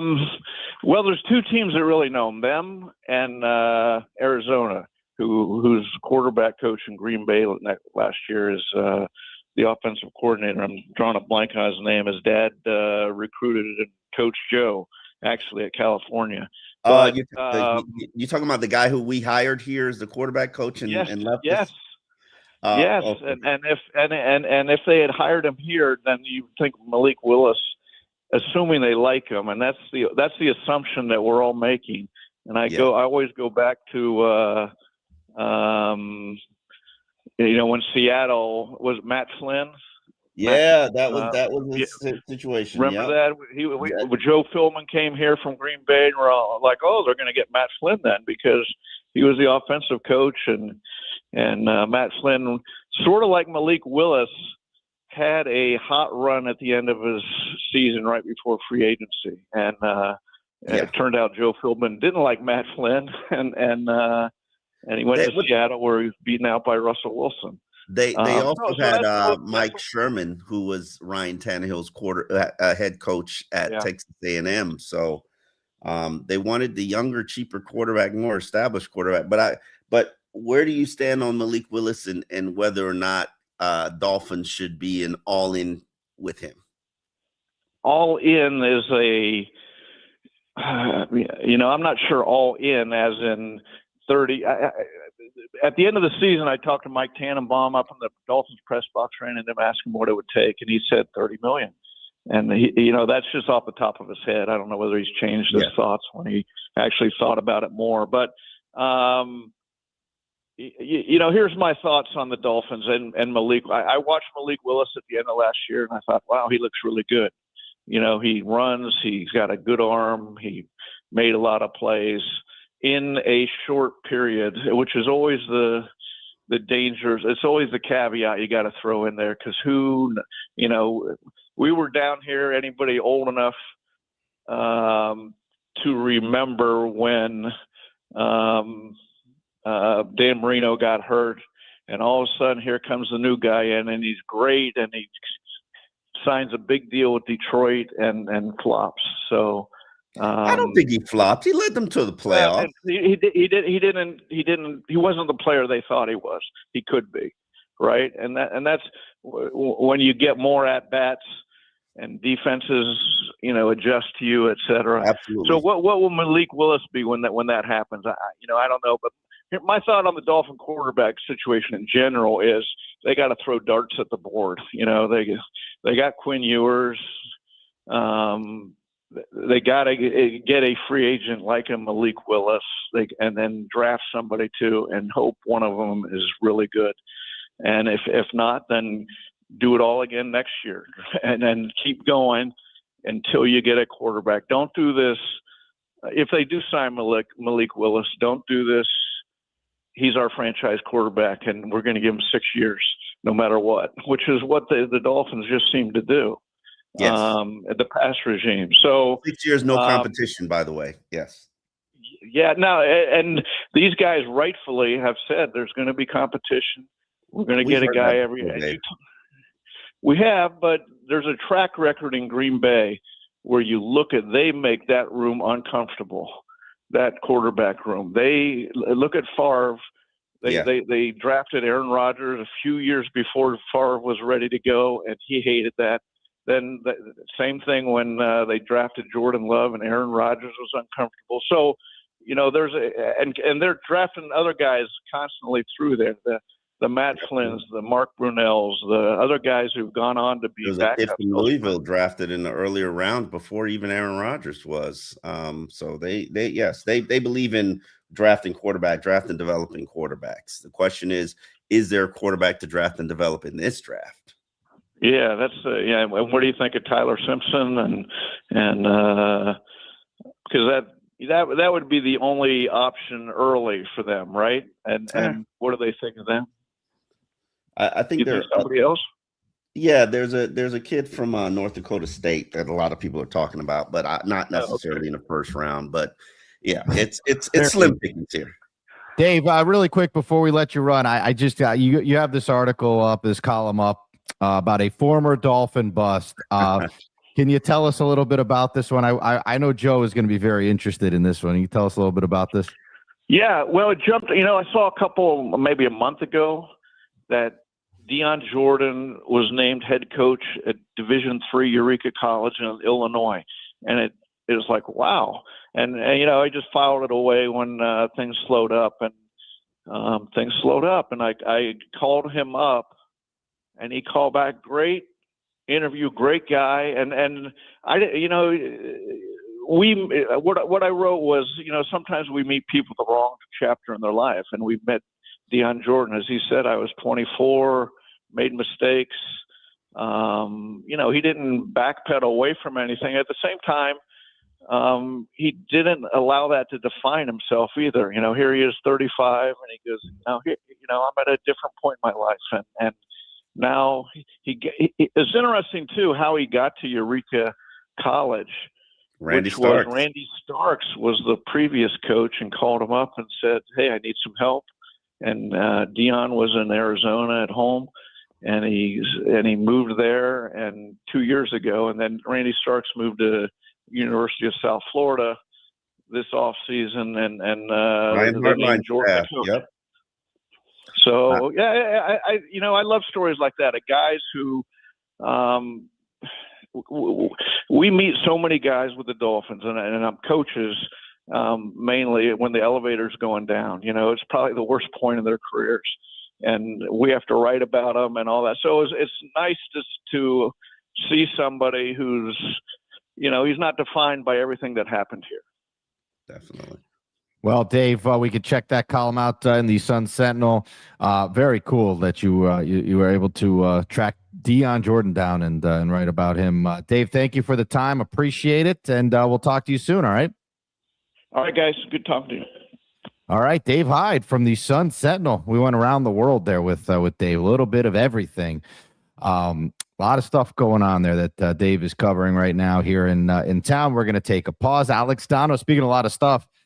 We got a lot to get to with Alex Donno. He's going to join us in about 15 minutes from now. He's going to spend an hour with us here this morning. We'll talk some Canes and some Dolphins with him as well. That'll be in the 8 o'clock hour here on QIM. All right. Hey, man, it's Truck Month at your South Florida Chevy.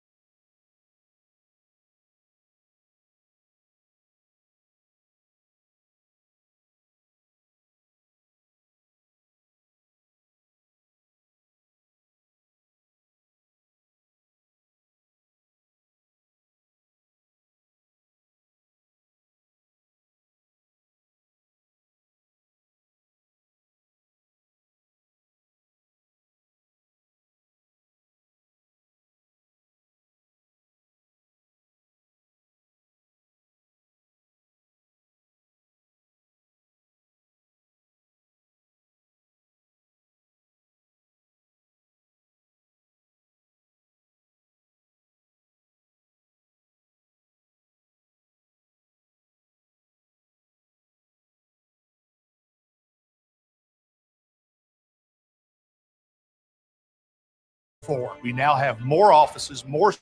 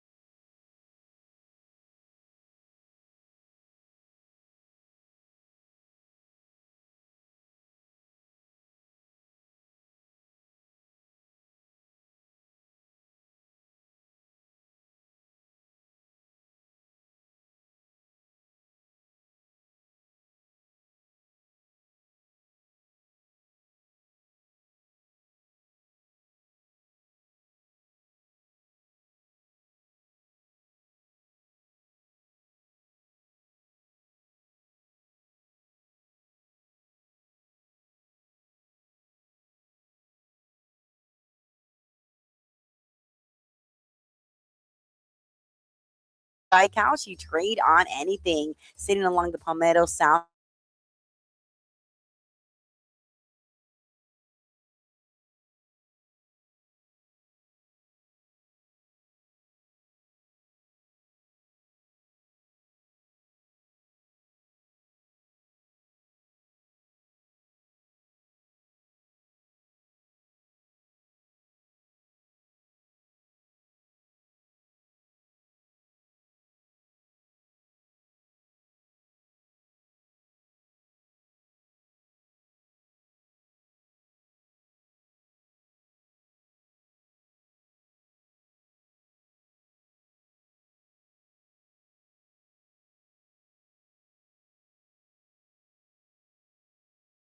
Great games. Plus, you can use the rewind feature and listen to anything you missed. Go for it.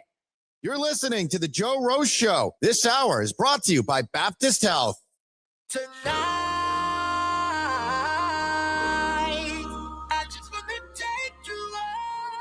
Yeah, welcome back in here on WQAM. We got to get caught up here, so we're going to give away some Heat tickets. Dan, you want to give us a caller number that we can go with here? We'll give away some Heat tickets for you. Yeah, let's start off the week with lucky number 7. Start off right.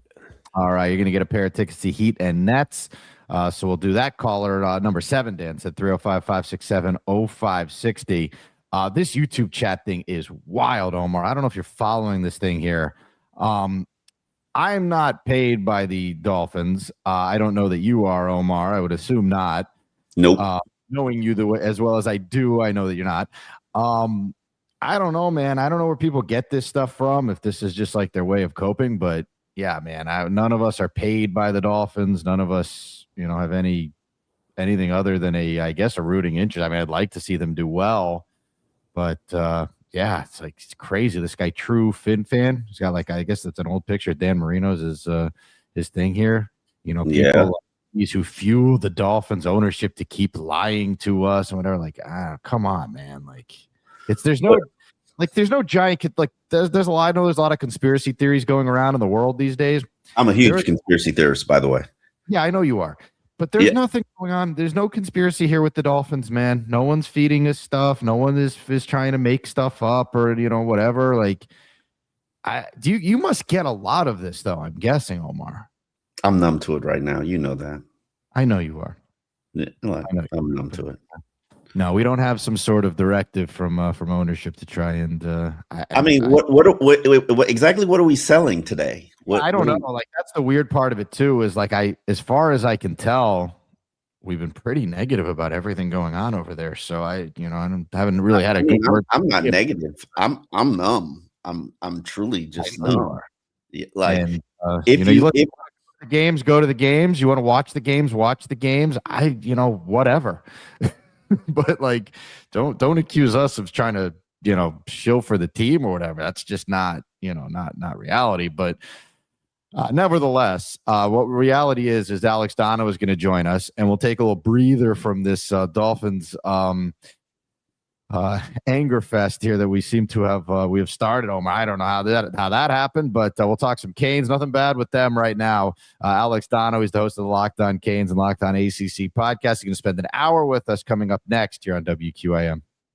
Right now, though, I want to tell you about Atlantic Men's Clinic.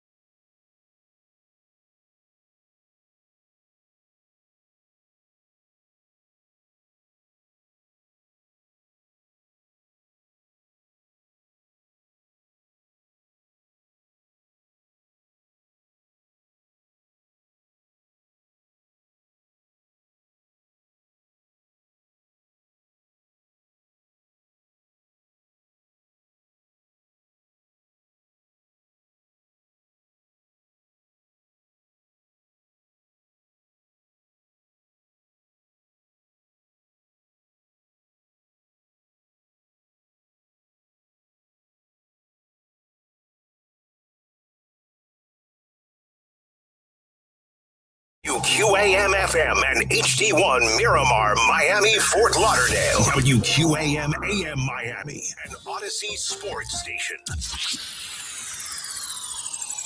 The home of champions. The back-to-back Stanley Cup champion Florida Panthers, the three-time NBA champion Miami Heat, home of the five-time national champion Miami Hurricanes, and Miami Hurricanes basketball. Powered by Anajar and Levine Accident Attorneys. Call 1-800-747-FREE. That's 1-800-747-3733.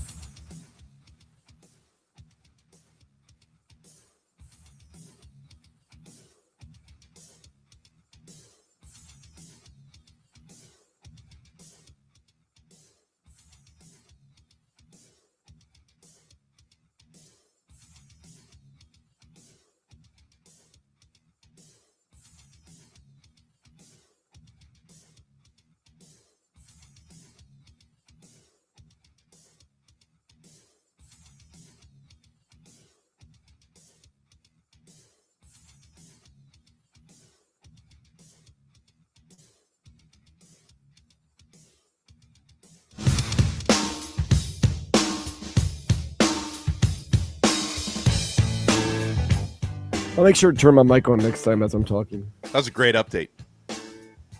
Donno. Good job by you guys. Sorry about that. It's all right, Dan. You want to run it down really quick? I know you got USA Hockey in there. They won. Canes baseball won 30-5 yesterday over Lafayette, and Canes basketball lost to Virginia. But we're going to get back on the horse to U.S. men's hockey, and you always pay less with your Pricito at Doral Kia. Visit us at DoralKia.com. Perfect. That's Dan Day. I am Hollywood. Omar Kelly is with us, and Alex Donno is with us, our guy from the Locked On Canes, Locked On ACC podcast, Canes post-game host here on QAM. We needed something positive, Donno, something uplifting, so we called you in here this morning to talk about that team that is decorating your walls in your studio and on the chest of your shirt right now, the U, Donno. Everything's going pretty well over there. How are you doing, my friend? I'm doing well, but what's this I hear about you two becoming the propaganda machine for the Miami Dolphins and just spewing those lies that Stephen Ross feeds to you? Yeah, man. Well, luckily, a lot of it's now shifting towards Omar. I don't want any part of this nonsense. What favorable thing have I said about the Dolphins? All I said about Malik Willis is that if these guys from Green Bay from the last few years with him think that he's the guy, then great, go for it, right? Why wouldn't you? If they think he's the guy. Now, I also said if they don't think he's the guy, just start Quinn Ewers and bottom out. So, I'm kind of, I don't know. I think that's kind of being realistic, and I don't know that I'm trying to sell tickets or anything like that, but here's where I sit in the whole Malik Willis situation. I don't want the Dolphins to be used like they're annually used in free agents by agents driving up the price. I've heard some really ridiculous prices on Malik Willis for $30 million a year. I'm sorry. There's 6 games of starting experience. The body of work is not there. I've looked up what the contracts of second-tier possible starting quarterbacks were at the height in terms of value. A lot of people are using the framework of Justin Fields' 2-year, $40 million deal for what Malik Willis will get on the market. And I say that's ridiculous. Justin Fields had started 68 games in the NFL for the Chicago Bears, the Pittsburgh Steelers. Malik Willis has started 6. There is a huge difference between 68 and 6. Well, now, just in terms of the sentiment that you're describing, it reminds me a little bit of, and I'm not sure if you'd started covering the Dolphins. I'm sure you followed them. I think you might have still been covering the Canes, Omar. But when the Dolphins went all in, it was on a trade, though, for A.J. Feely from the Eagles based on, hey, he was a really exciting backup, and he started 5 games for Donovan McNabb, so we need to make sure we bring this guy in as the face of our franchise, and it was an epic failure. Absolutely. And there are some organizations and franchises that develop quarterbacks and then they sell them at top dollar. Pittsburgh, not Pittsburgh, but Philadelphia was one of them. The Green Bay has been one of them. They've sold Matt Schaub. Denver sold Brock Osweiler. I did a column probably a week or two ago about how all of these quarterbacks in the Malik Willis situation, the come up quarterbacks, where you've been a backup for a couple of years and then somebody sees you based on your little 6 opportunities and says, oh man, I can make that guy a starter. Let me pay him good money. They've all been failures. Every single one of them. Now, some of the guys that teams have traded for, like Jimmy Garoppolo, traded for, then paid, Matt Castle, Matt Hasselbeck, those guys have been successes, but usually the guys in the Malik Willis situation, massive failures. But for me, I'm fine with giving him a double-digit $1 million guarantee. Hell, if you even want to go as high as guaranteeing him $30 million, which is what the Jets gave Justin Fields, go for it, because you have seen him more than anybody else. But making this guy a $100 million quarterback, especially when you don't have $100 million to spend, don't be irresponsible. Do not do that. Let the Cleveland Browns have him. Well, Donno, that's the stuff we've been dealing with all morning here. A team that doesn't seem to have a problem finding a quarterback. You should just let Mario Cristobal evaluate quarterbacks for the Dolphins, because that guy just continues to hit home runs here. But he's in free agency for college football now. Don't act like it's not. You just go out there and steal somebody's quarterback. Free agency, and the Canes went and snagged themselves a quarterback and a receiver, a little 2-for-1 there. What was that, like a BOGO, Donno? Except I'm guessing they both cost a lot of money. Yeah, I don't think there was any BOGO about it, but it was like, a combo deal. But it wasn't any cheaper than the individual prices for either of them, I don't think. Buy one, get one half off. Do they even get one of those like you get on the shoes sometimes?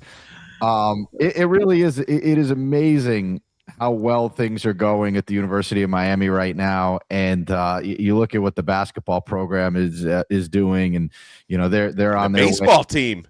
I know. Well, they put up 30 runs in a game. Yeah, they put up in a 4-game series against Lafayette. They put up a total of 73 runs, I think, in 4 games. They holla at me when they play somebody. All right, fair. Holla at me when they play somebody. Yeah. Hey, look, no. They it's been an exciting season so far, but they had a great game against UCF, who is not they're kind of a pushover school, but they can put some decent players out there. They had a comeback win over those guys, so that was pretty good. They get the Gators coming up here soon, so we'll see how they do next week against the Gators. But Donno, that basketball game on Saturday, man, oh man, was that a thrilling game. And it's one of those games that's just like, it's unfortunate because someone's got to have the ball last, and whoever had the ball last in that game was going to win it. The Canes, unfortunately, only had a couple of seconds left and could not get a shot off at the end. And Trey Donaldson gets rung up for that foul. And whether you think that was a foul at the end or not, on the 3-point shot, the double clutch, impossible 3-point shot, you can't reach in there. And he knows that you can't reach in and try to make the play on the ball. And they're going to call that, unfortunately, I think every time. And he gets called. And, how about they go to the line and hit 3 free throws, similar to the way Miami beats NC State, a week ago. So kind of a little payback there for Miami. But what a thrilling game. And I'll tell you, Donno, if you could name me 25 better basketball teams than Miami right now, then you're a better man than I am, because I think they are, without a doubt, one of the top 25 teams in the country. I think they're going to be an incredibly difficult outcome March.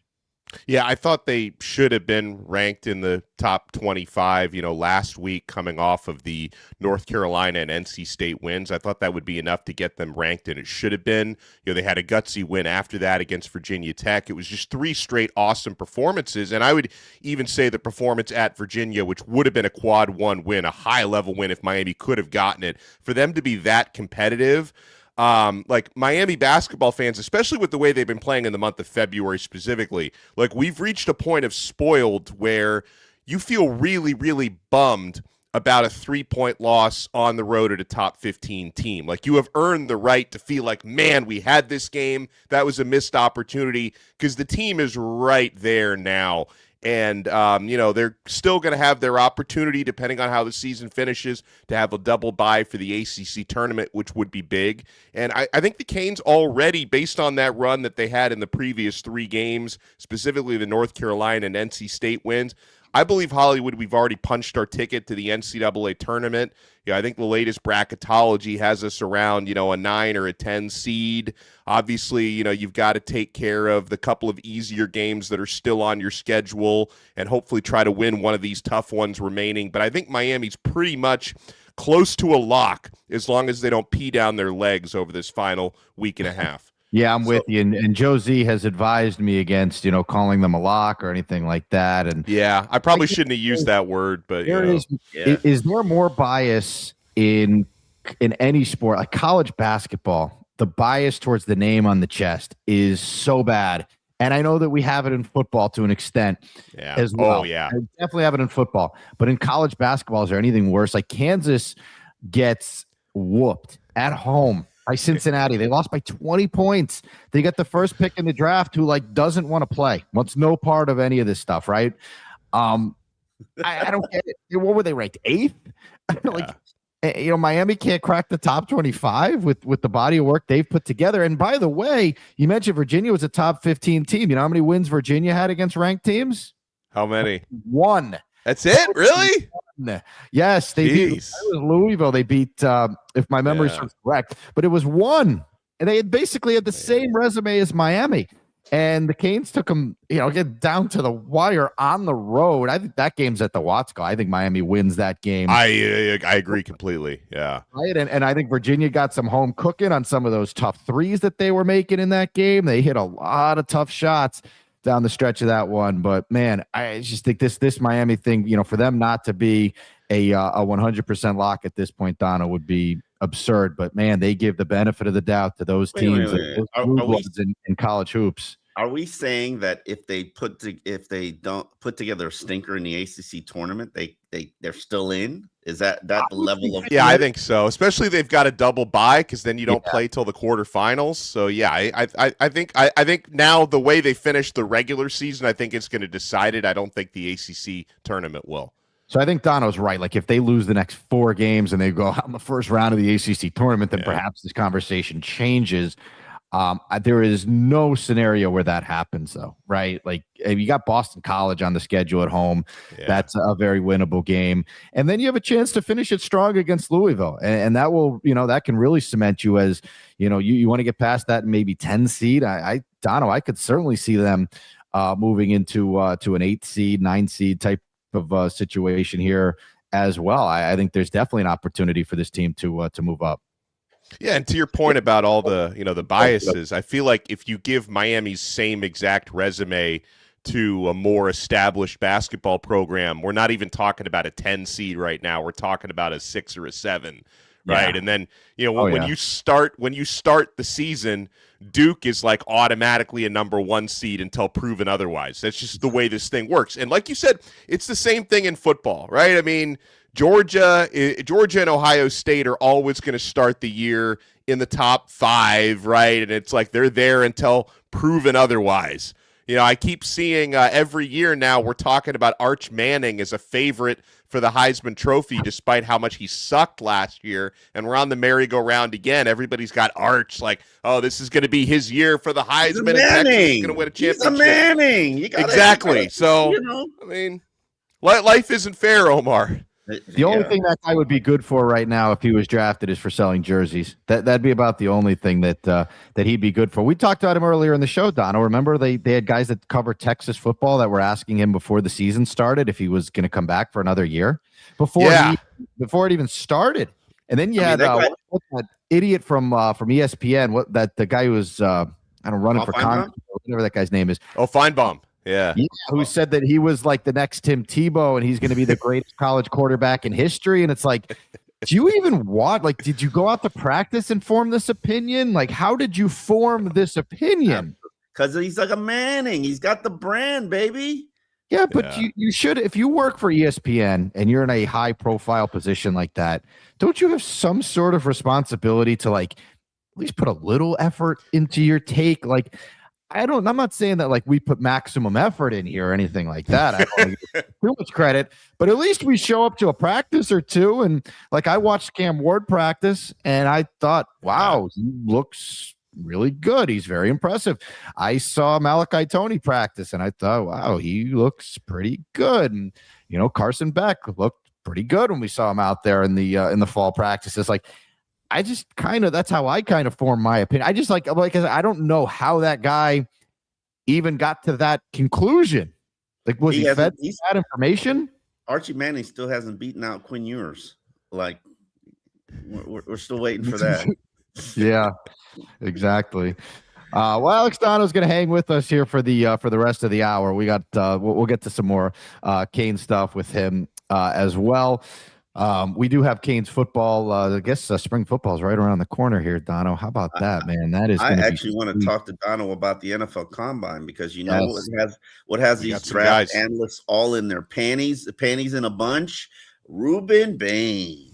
Ruben Bain's been controversial for some reason. I don't get it, man. Joe keeps saying he's got small arms or something. I don't know. That's what they say, and that's I don't see any other reason why he would be controversial. I mean, he's just a hardworking, soft-spoken dude who just goes out there and does his job. But people accuse him of having short arms, and it creates all this controversy. I don't get it.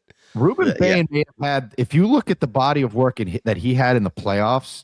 And the playoff hasn't been around for that long. He might have had the best playoff run out of any player ever. It was either him or Malachi Tony, or Mark Fletcher. Ruben Bain was a game wrecker against the teams in college football. Playing against I'm pretty sure he had more sacks in 4 playoff games than he did in the 12 regular season games. Like he doubled his sack total, which was pretty impressive considering how much tougher the competition gets when you're in the playoffs. Well, that's what happens, I guess, when you stop quadruple teaming a guy and and like they were doing an ACC play. All right, and you take ACC refs away from it. There were no ACC refs in the playoffs for Miami. So very true, very true. I don't want to get started on those ACC refs. You'll wake Joe Zagacki up, and he'll call in. All right, we're going to take a pause here. Donno's going to tell us about some of these Canes that are heading towards the draft and where they may end up. That's coming up next here on QAM. Right now, though, I want to tell you about Atlantic Men's Clinic, ED.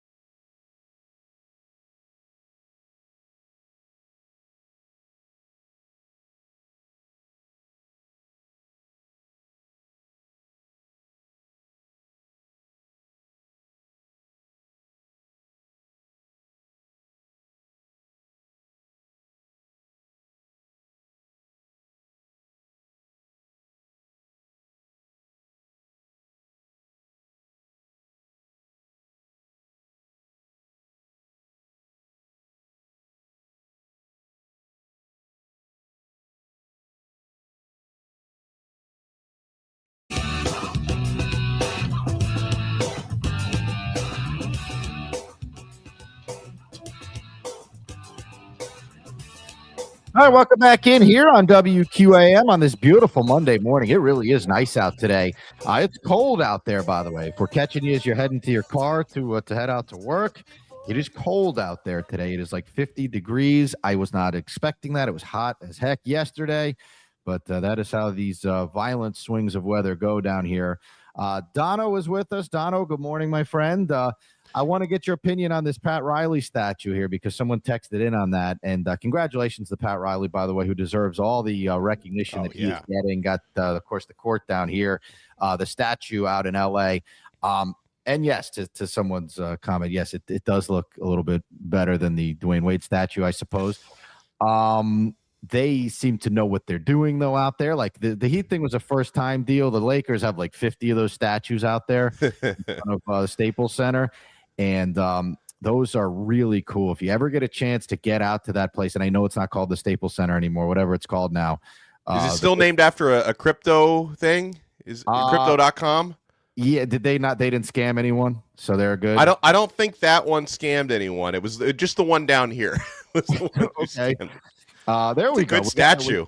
Yeah, but that is a very cool statue, and I know Dwayne was on hand to speak, and I saw LeBron came over and gave Riley a hug and everything. So very very cool deal there for Pat Riley. What a legend, man, and very cool that he's been with us for a long time down here and has done pretty incredible work. But that was cool to see him get the statue there, Donno. I would like to see him have a statue here. Like, why does he not have a statue in court? What'd you say? He's got his name on the court, which is pretty good. I mean, come on. If you don't have a statue, you've got nothing here. Now the Dwayne Wade but the thing, like the way that I look at it is like, so he's still working here. Like I feel like you get the statue like when you're no longer working here, which is why like he hasn't been in LA since the 80s, so they gave him a statue. Like when he retire, I don't think he has to die. I think whenever he retires, if that ever happens, then you get your statue. You know Pat Riley's gonna die in that spot. He's not retiring. Omar, we're trying to be a little more uplifting this morning. Okay? You got a little morbid here. Yeah, man. Don't kill anyone off this morning, all right? Because these people on this chat, I can't. So there's no way for me to clear this chat off of my screen. These people may want to kill you off here, Omar, this morning after everything. I'm already dead to these people. I think this guy, True Fin Fan, should just join you in a one-on-one, and not even like a public broadcast. Just like you guys should just have a one-on-one and just talk things out. No, I want it public. I want a public boxing match. You want a public boxing match? Yeah. You know what? I will be your Don King. Speaking of people that are dead. I will be your Don King, right? Didn't Don King passed away, didn't he? I think so. Yeah. Look at you killing people off. I think he did. Dan, can you settle this? Yeah, Don King is no longer with us. Okay, there we go. All right. So I got a chance to meet him once when he was in one of the buildings I was working at for a radio interview. This was like 15 years ago. I mean, he's still around. Hold up, he's 94 years old. He's still around. Oh, he's still around? Oh my gosh, you did kill him off. I knew you. Wow. Wow. How did you do that? How did that happen? And he was so confident, Dan. He was nodding his head like, "Oh yeah, he's no longer around." You were the first one that killed him. I was thinking of Willie Colon this weekend. My bad. I got him confused. Oh. So he's 94 and alive? Is what you're telling me? Yeah. Are you sure? Yeah. Listen, getting back to Pat Riley. I want Pat Riley to have his statue while he can complain about it. Like, I mean, there's no reason to not give Pat Riley a statue. They're not going to hire the same guy who made the Dwayne statue. The Dwayne statue, by the way, is cool if you get it on the right lighting. Like, it's got to be dark. You got to look at it at the right angle. Yeah. Like I will agree. It doesn't look as bad in person as it does in pictures. Now, if you take the picture during the daytime, which I have day pictures and night pictures with it, every time I've gone to a Heat game, we got to take a picture in front of it. And the day pictures, it looks like one of those creatures from I Am Legend. At night, it looks fine. Like it looks fine, but it's really the angle you're looking at it. You got to look up at it. You can't just like have a straight face on view of it. But yes, we will all agree that's a horrible statue. But yes, I thought Pat's statue in LA wasn't bad. I thought it was great. Like and him standing next to it, I'm like, man, like even, and it's crazy how that statue was done in his likeness from like 40 years ago. And Pat of today still looks a lot like that statue. Absolutely. So he takes care of himself, that man. Now, Look you at are that. getting some statues here coming up, right? I know Gino is getting a statue. I saw Gino And Vinny. this year and Vinny. And Yeah. I told Gino, and I said, listen, maybe you should think about hiring the guy who made Dwayne's statue to make yours. He didn't like the idea. No. But, It's also pretty low rent I if they think make the guy who Gino made hire Dwayne's his own statue might be guy. out of business. Well, Dwayne did that. Dwayne picked his guy, didn't he? Oh, he did? He picked his guy? Yeah, I'm pretty sure. Dwayne defends his statue, even though, come on, dude. Yeah. Like, Well, yeah, everybody in know. the world thinks what is he going to say? It's hideous. It's just like the face. There's like a grimace face. Yeah, like, I mean, that, yeah. Like, it does look like the I Am Legend creature. You're spot on. All right, Jamie just put that up there on the screen. I believe that they have fixed it since that. No, they have not. No, they That's have not. day one of the statue. I think they've done some They work. got to give it like a new head. There's a new head. Yeah, I mean, the thing's made out of like solid whatever it's made out of. I don't bronze need or something. head off and just like rebuild, but it's the mouth open. It's come on, just give it a new head. Just we can weld on a new head.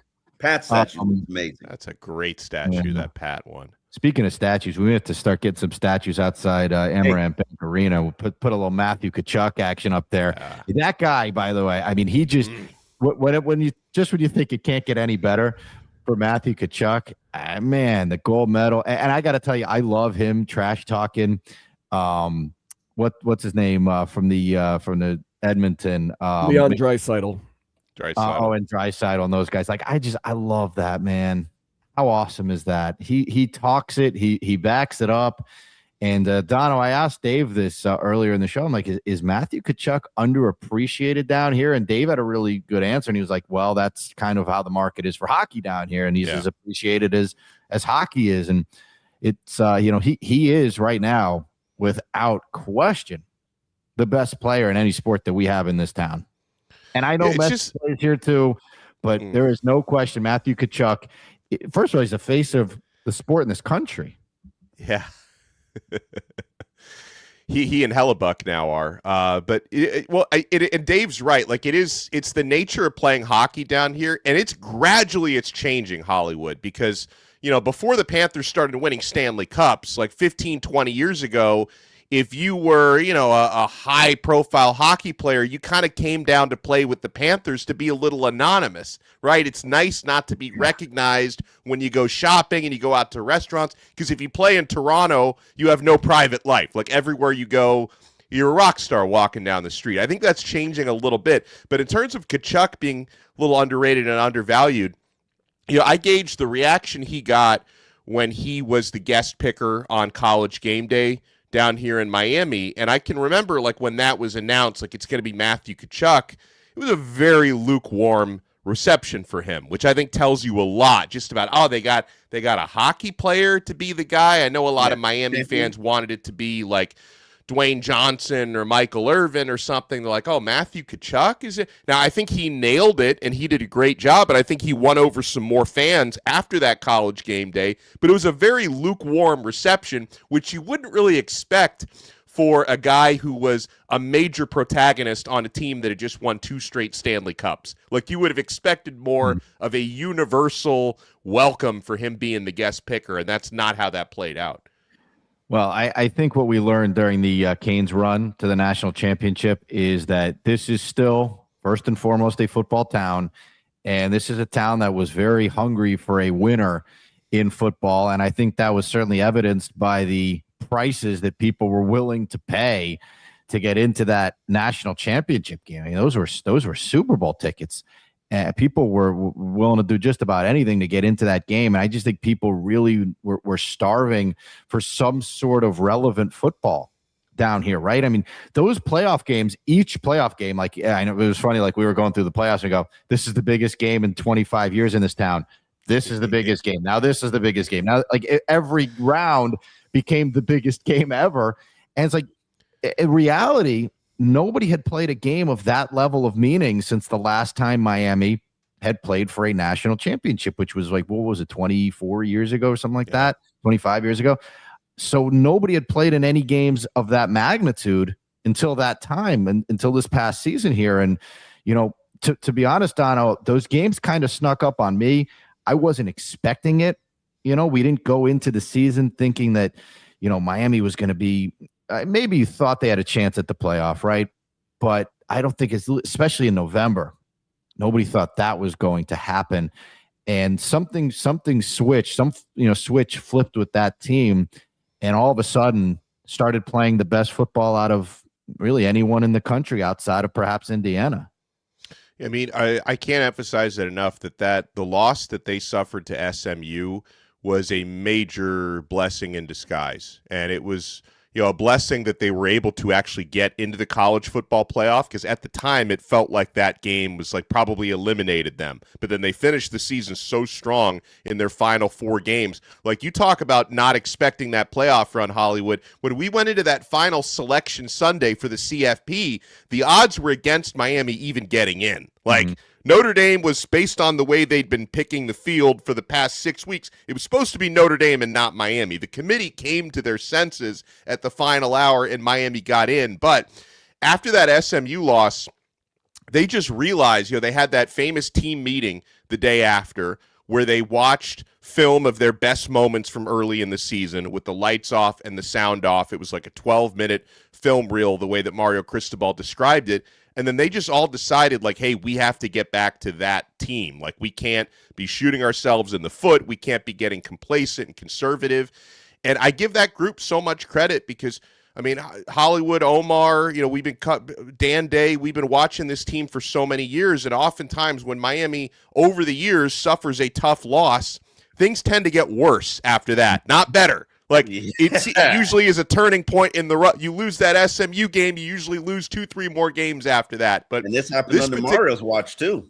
It has, but I give, and I know Mario has worked so hard in trying to bring the right leaders into his locker room, right? The players that hold each other and themselves accountable, and it seemed like he had that mix this past year from the likes of Ruben Bain and Mark Fletcher and Akeem Mesidor, the real leaders in that locker room, and Nez Cooper, that these guys were actually able to use that loss as a positive turning point because we knew what they were capable of, right? You knew, when they were bossing Notre Dame at the line of scrimmage, like, you knew how good that team can be if they don't make ridiculous mistakes, and they were able to not only finish the regular season strong, but have a playoff run that nobody expected. I mean, in 2 out of those 3 games that they won, they were underdogs. They were underdogs against Texas A&M. They were big underdogs against Ohio State. They were small favorites against Ole Miss.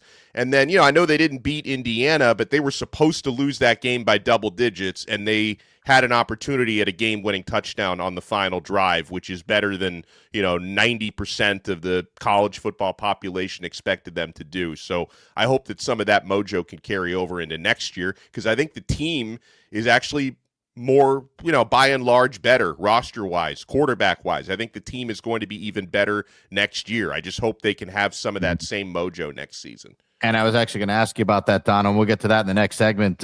Why will this team be better next year? And the roster has basically come together here. I guess there's more transfer portal action to come after the spring.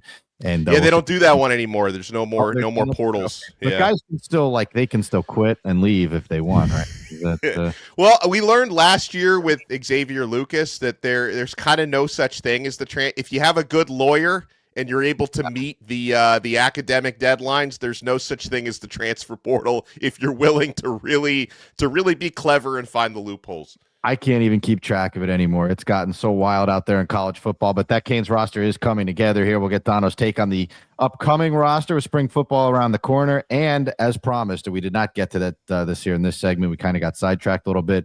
Ruben Bain, Maui Noah, and others here for the Canes. Mesidor, certainly a guy who's going to get drafted high. We'll get Donno's take on some of the draftable Canes players as we continue on here on WQAM.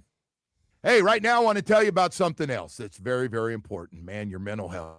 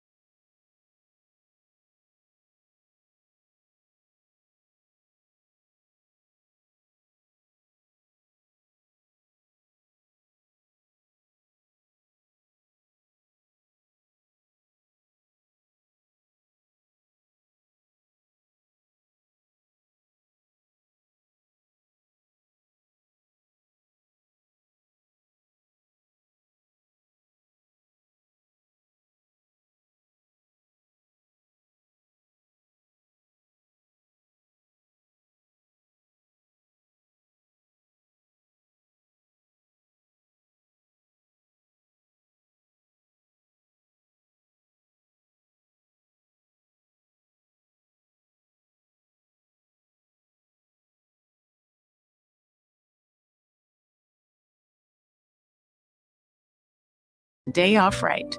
Nature-Made vitamins are a simple step.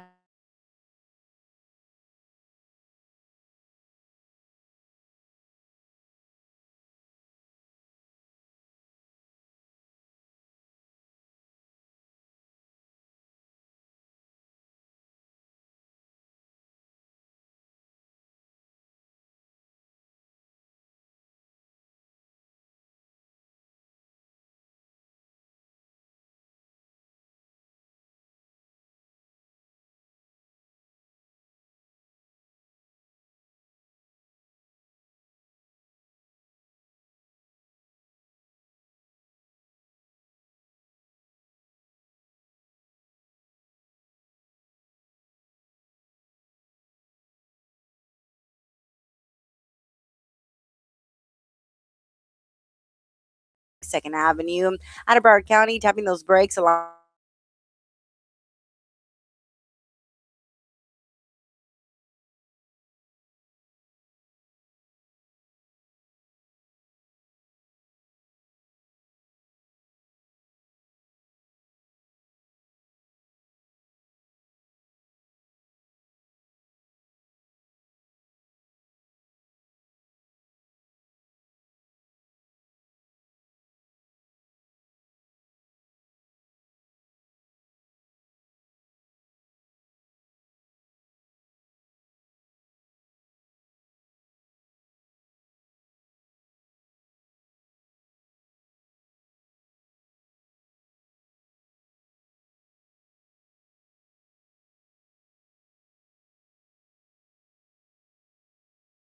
The dark and to see that you must be a part of that beat in my heart. That beat in Welcome my back in here on QAM on this beautiful Monday morning. Hope everyone's having a great start to their week. I'm Hollywood. Omar Kelly is with us. Alex Donno is with us. And Dan Day here as well with Jamie. Donno's going to be back with us tomorrow. He's going to do another hour with us. So, Donno, I know we had some Canes stuff to get to, and I will get your take on these Canes players that are draftable here. But I was perusing through Twitter here during the break, and this story popped across the timeline here from TMZ. A rapper named NBA Youngboy. Omar, you're nodding your head. Did you listen to his music? No, I don't, but he's very popular. He's probably like the most popular rapper out right now. I've even heard the name, so that's telling you something. Well, it's good that he's popular. With the young kids. He's going to need the money. He just had his 13th child, and he is 26 years old. I think he's married too. I'm pretty sure. Well, I don't know. Pretty sure his wife's not pregnant. This is his current wife. He's had his third kid with this wife. There's 10 others with his other relationships. He's with Floyd. He's also, I think, with Floyd Mayweather's daughter. But yeah, he's very popular. He's this young generation's Tupac. Okay. Well, again, I'm glad that he's popular because 13 kids at age 26 is, that's actually impressive. As sad as it is for all those kids, that's actually quite impressive. It's okay. You know, what is he trying to do? Is he trying to have a pickup basketball game with all of his kids and have subs available? Go 5-on-5 with some subs. He has just threatened threatened to kill every streamer in the world, including Kai Cenat. Like he's like on a rampage right now. You say kill, you mean like actually kill? Like off him. Yeah. Really? Oh yeah. He's because Kai's like girlfriend that broke up with, like, supposedly was entertaining NBA Youngboy. So it's some young people foolishness that I don't even involve myself in. Well, there's a lot of people with the young boy name, right? Isn't that like a popular? Like, aren't there other ones with that? Dan's shaking his head. Little. There's a lot of littles, but not young boys. Okay, not young, little. Yeah. All right. Well, and babies, a lot of babies. 13 kids at age 26. That is impressive. He's on. What is he on pace for? By the time he hits 40, he's on pace for 30 kids, 35 kids. I guess so. Yeah, he needs to step it up. He can get to 50. He could be like, what's the Minnesota basketball player that he just paid his baby mama like $1.5 million, just never see his kid or never involve himself in his kid's life and just be done with it. Man. Yeah. There's some crazy stuff happening out there. I have 2, and I have my hands full. 2 is I got my hands full with 1. I can't even imagine doubling that total, let alone times 13. You're assuming that he's trying to be a father to all those kids. That's fair. Well, that's the kind of the sad part of it. But nevertheless, I just thought that story was. I've never seen anything like that, so I thought that was worth mentioning. Donno, before we let you take off here, we got Ruben Bain, we got Maui Noah, we got Mesidor, we got Carson Beck. What do you see? How do you see this shaking out here for Miami in the draft? Who is going to be the big winners on draft day for the Canes? Well, I mean, first of all, I think whoever drafts Francis Maui Noah, I'm yet to find like a legitimate negative knock on him. He's a right tackle. Well, okay, but is that a knock? I mean, he's a great right tackle. I mean, I guess like he hasn't played left tackle. He hasn't played left tackle since high school, I guess would be the only knock. But when it comes to his football IQ, his just sheer strength, the footwork, just the nasty streak that he has in block, I think whoever drafts Francis Maui Noah is going to be a winner. And I think still, despite some of the negative chatter, until proven otherwise, I think Ruben Bain is going to be the first Hurricane drafted. It's definitely either him or Maui Noah. I was having a conversation recently with a personnel person about Bain and Mesidor, and the way he described it to me was like Akeem Mesidor is like the more polished overall pass rusher, but Ruben Bain is a force of nature. Like, it's the way it was described to me. And in terms of Mesidor, I guess like the knocks on Mesidor would be the injury history, had some foot and ankle problems in college, and he's just older. Like, he's like 24, 25 years old compared to Ruben Bain, who's 21.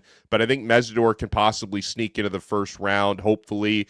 Omar saying no. Keontae Scott, I think it's going to be a highly drafted defensive back who had one of the better graded DBs in the country last year. He's an excellent blitzer, just a really good overall player. And then in terms of Carson Beck, somewhere in the mid rounds, obviously there's definitely a lower ceiling for him, but the floor is pretty high because he's very accurate in the short and intermediate throws.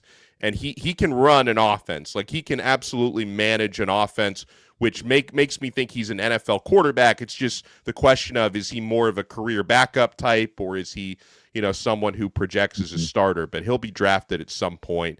And, there's a handful of others. Like, I'm always speaking up for Inez Cooper, a guard who I think is a really, really physical, excellent player. But yeah, I think there's going to be maybe around 8 to 10 Miami Hurricanes drafted at various points, which shows you how far Mario Cristobal has brought this roster.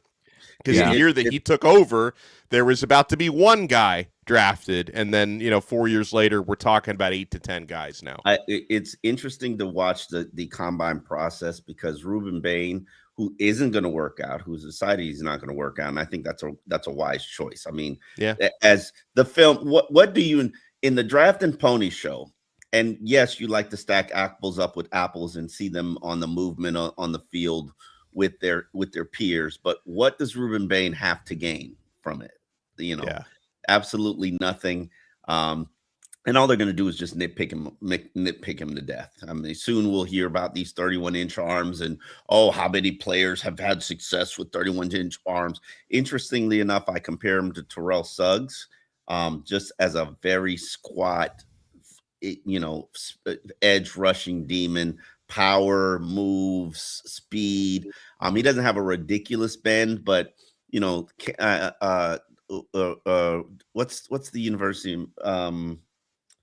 Chop Robinson has a ridiculous bend. That doesn't necessarily mean he's good. Oh, yeah, right. Well, and the other thing about Bain, and you've probably seen this, Omar, he's very good run stopper as well. People are going to be finding that out, that he's more than just a pass rusher, and he's also got the versatility to play inside, either situationally, or there's some talk that certain GMs might see him as a defensive tackle, but you have that option with him. I think he's more of a 3-4 defensive end, Yeah. and I love that for him. A lot of teams are in a 3-4 scheme. I don't see him as a wide 9 kind of pass rushing edge or a drop. You know, putting him to drop back is ridiculous. But it doesn't matter. I think he's a football player and he'll succeed in wherever he goes in whatever scheme. And I hope he falls, because if he does, the Dolphins need to trade up to go get him. That would be nice. That would certainly be nice. Alex Donno is going to join us again tomorrow from 8 to 9 o'clock as well. So, Donno, thank you. We'll let you run here. Appreciate the time as always, my friend. And we'll talk to you for another hour tomorrow. Thanks, guys. I'll see you. All right. Alex Donno, kind enough to join us. We're going to take a pause. The 9 o'clock hour is next on QAM. Baptist Health South Florida's got something in common with all these teams I'm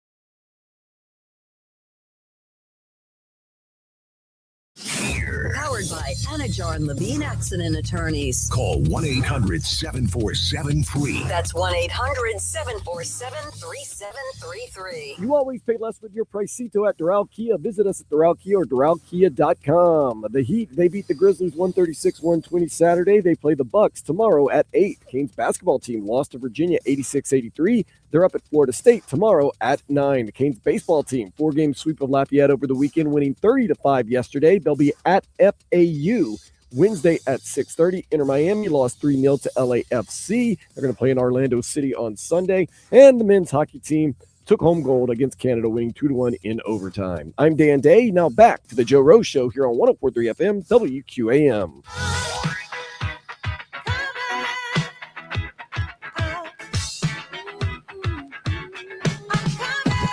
Welcome back in here on WQAM on this beautiful Monday morning. It's a little cold out there if you're just heading out to work.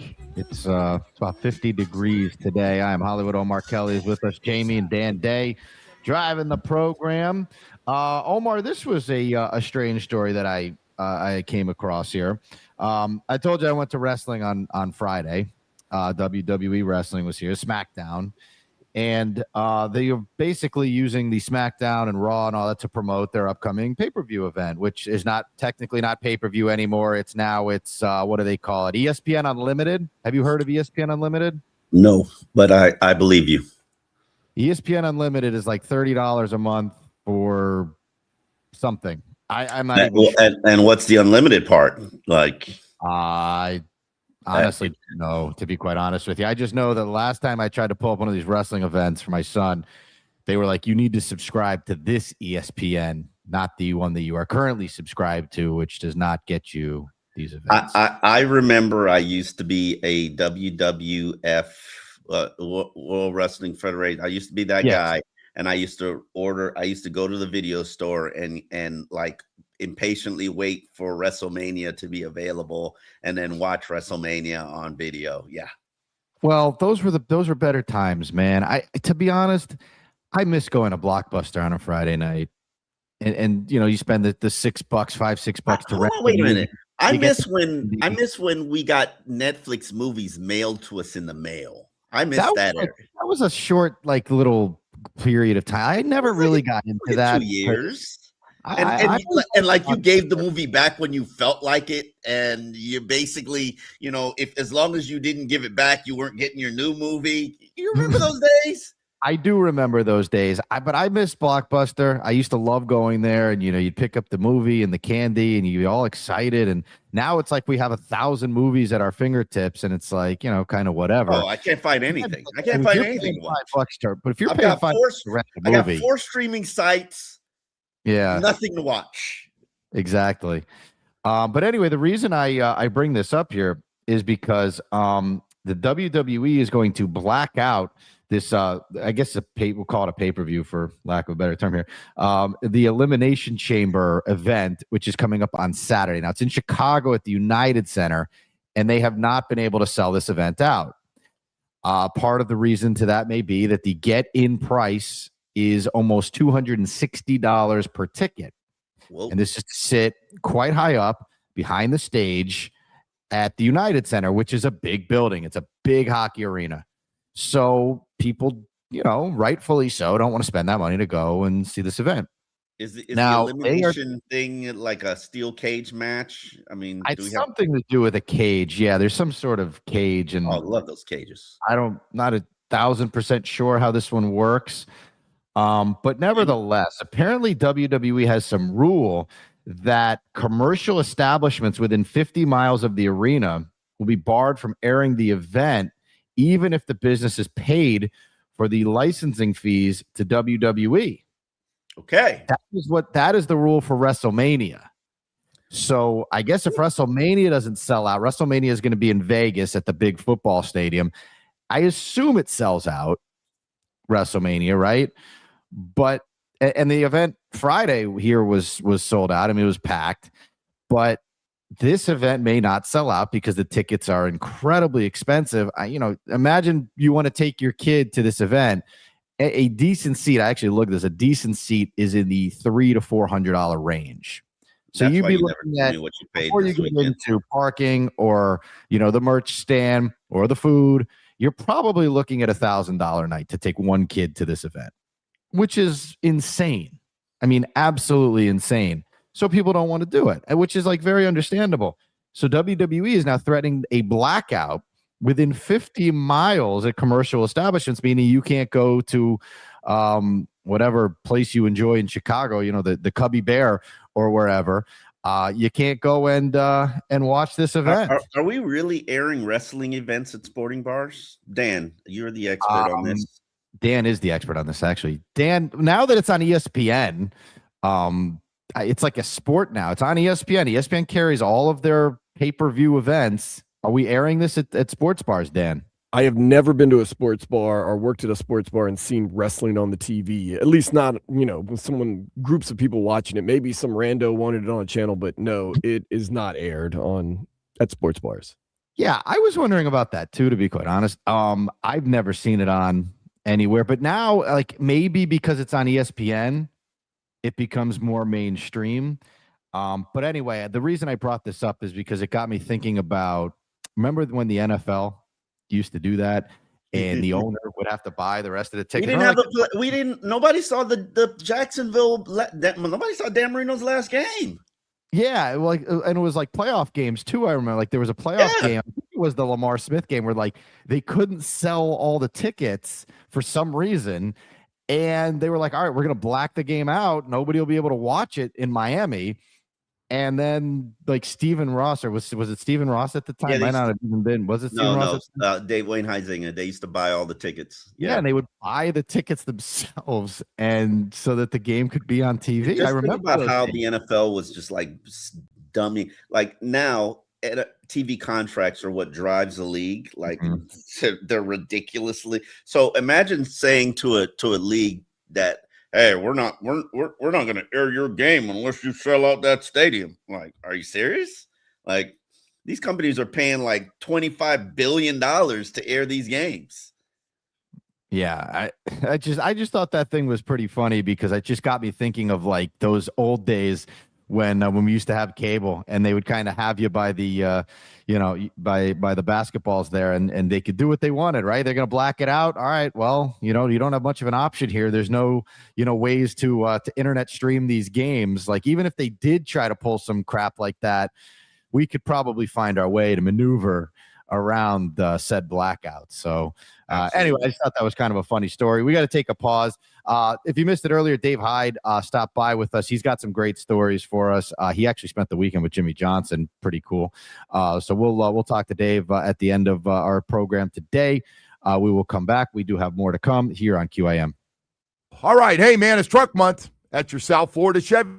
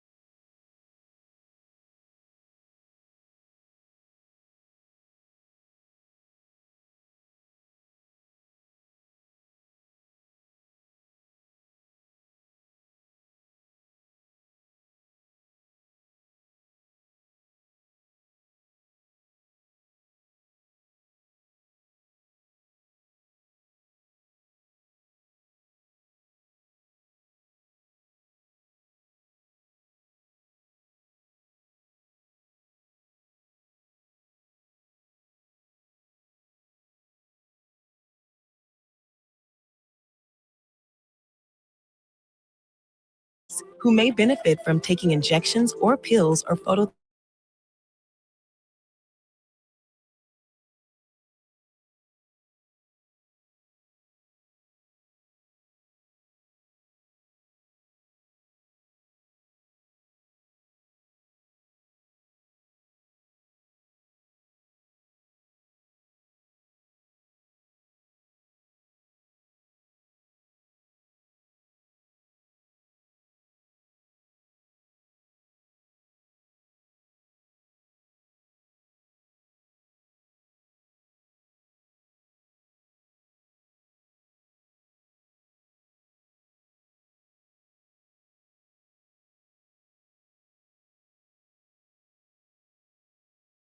Traveling in Miami-Dade. This traffic report is brought to you by the Casino at Dania Beach.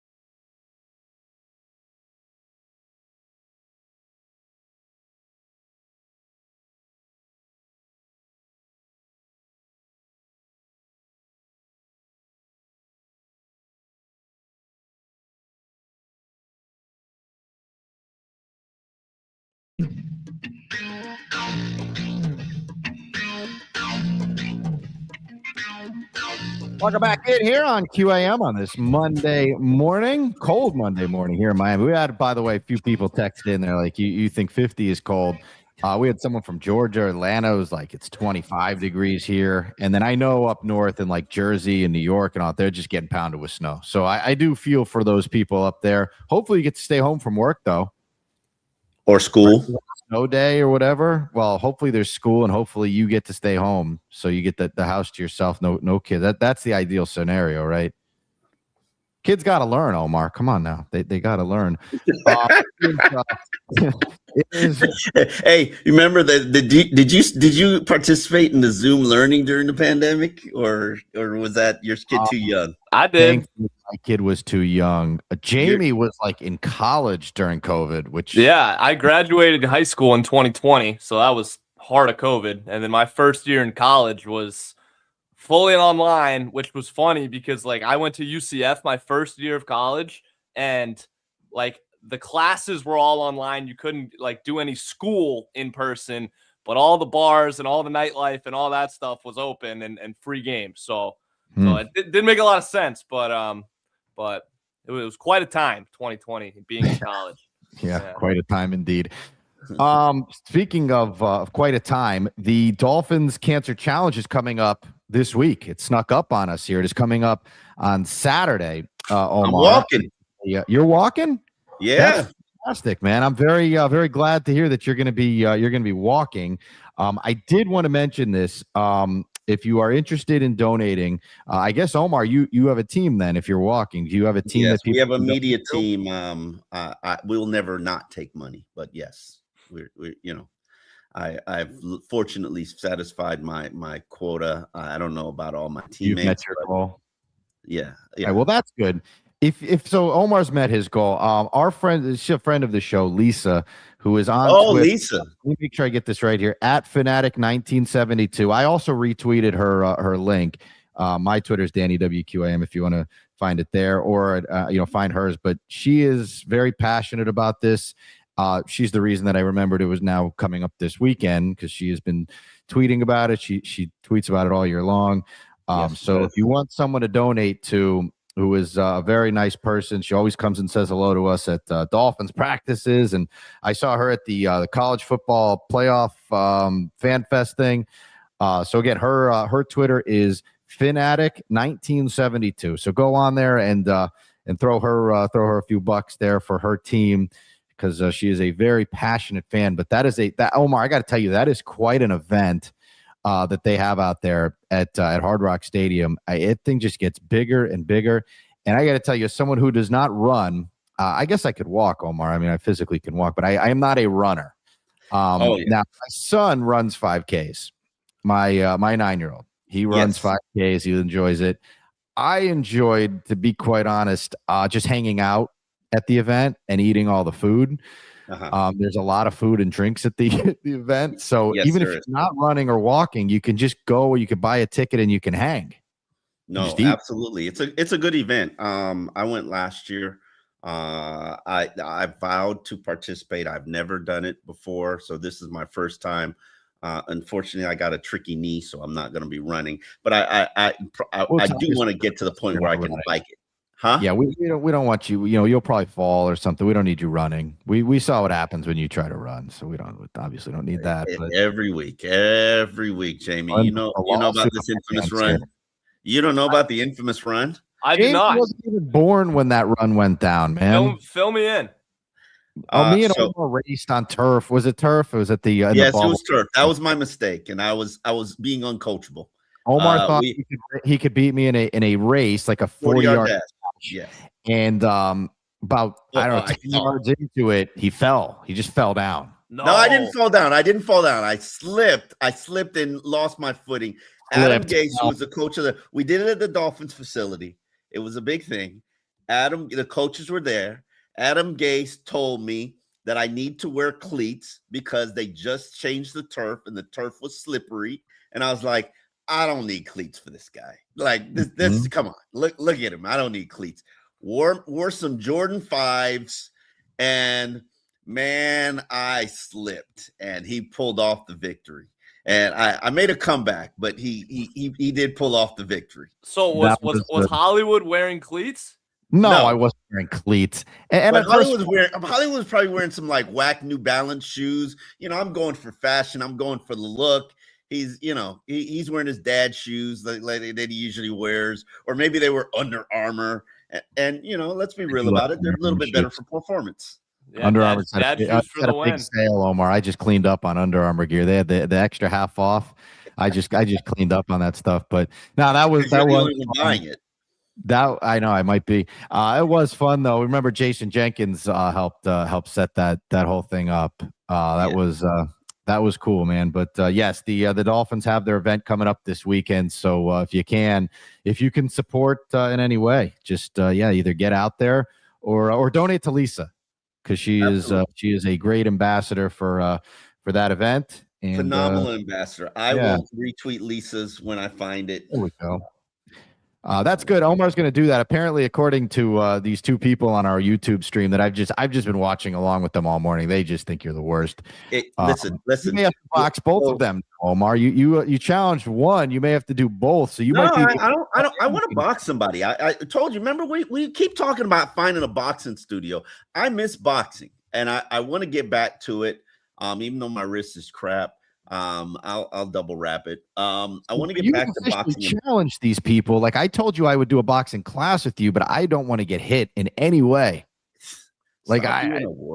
Yeah, I am, and my bones are brittle, and I don't want to get hit. There's headgear, body gear. Come on, take a punch. If you put me in shoulder pads, I want to dress like a hockey player. If with the helmet on. If we're, you know what I want to do? I want to be like one of those NFL players, Omar, where they go punch him in the face and they punch the helmet. Oh yeah, I love those. Yeah. Hey, there's on Twitter. Oh, stop it. On Twitter, guess what? Beef? We got to go to break here, Omar. But is he your biggest Dolphin beef in history? No, Jordan Phillips. Come on, but Jakeem was probably the guy I could have beaten. All right, so Omar is going to be with us tomorrow, and we're going to pick up right where we left off with this. I want to hear about some of these stories. I don't know this Jordan Phillips situation. I know that you had beef with Jakeem Phillips, but I don't know the story with Jordan Phillips, so I do want to hear about that. Dave Hyde is going to join us next for a more peaceful conversation about everything going on in South Florida sports that's coming up next here on QAM. Right now, I want to take real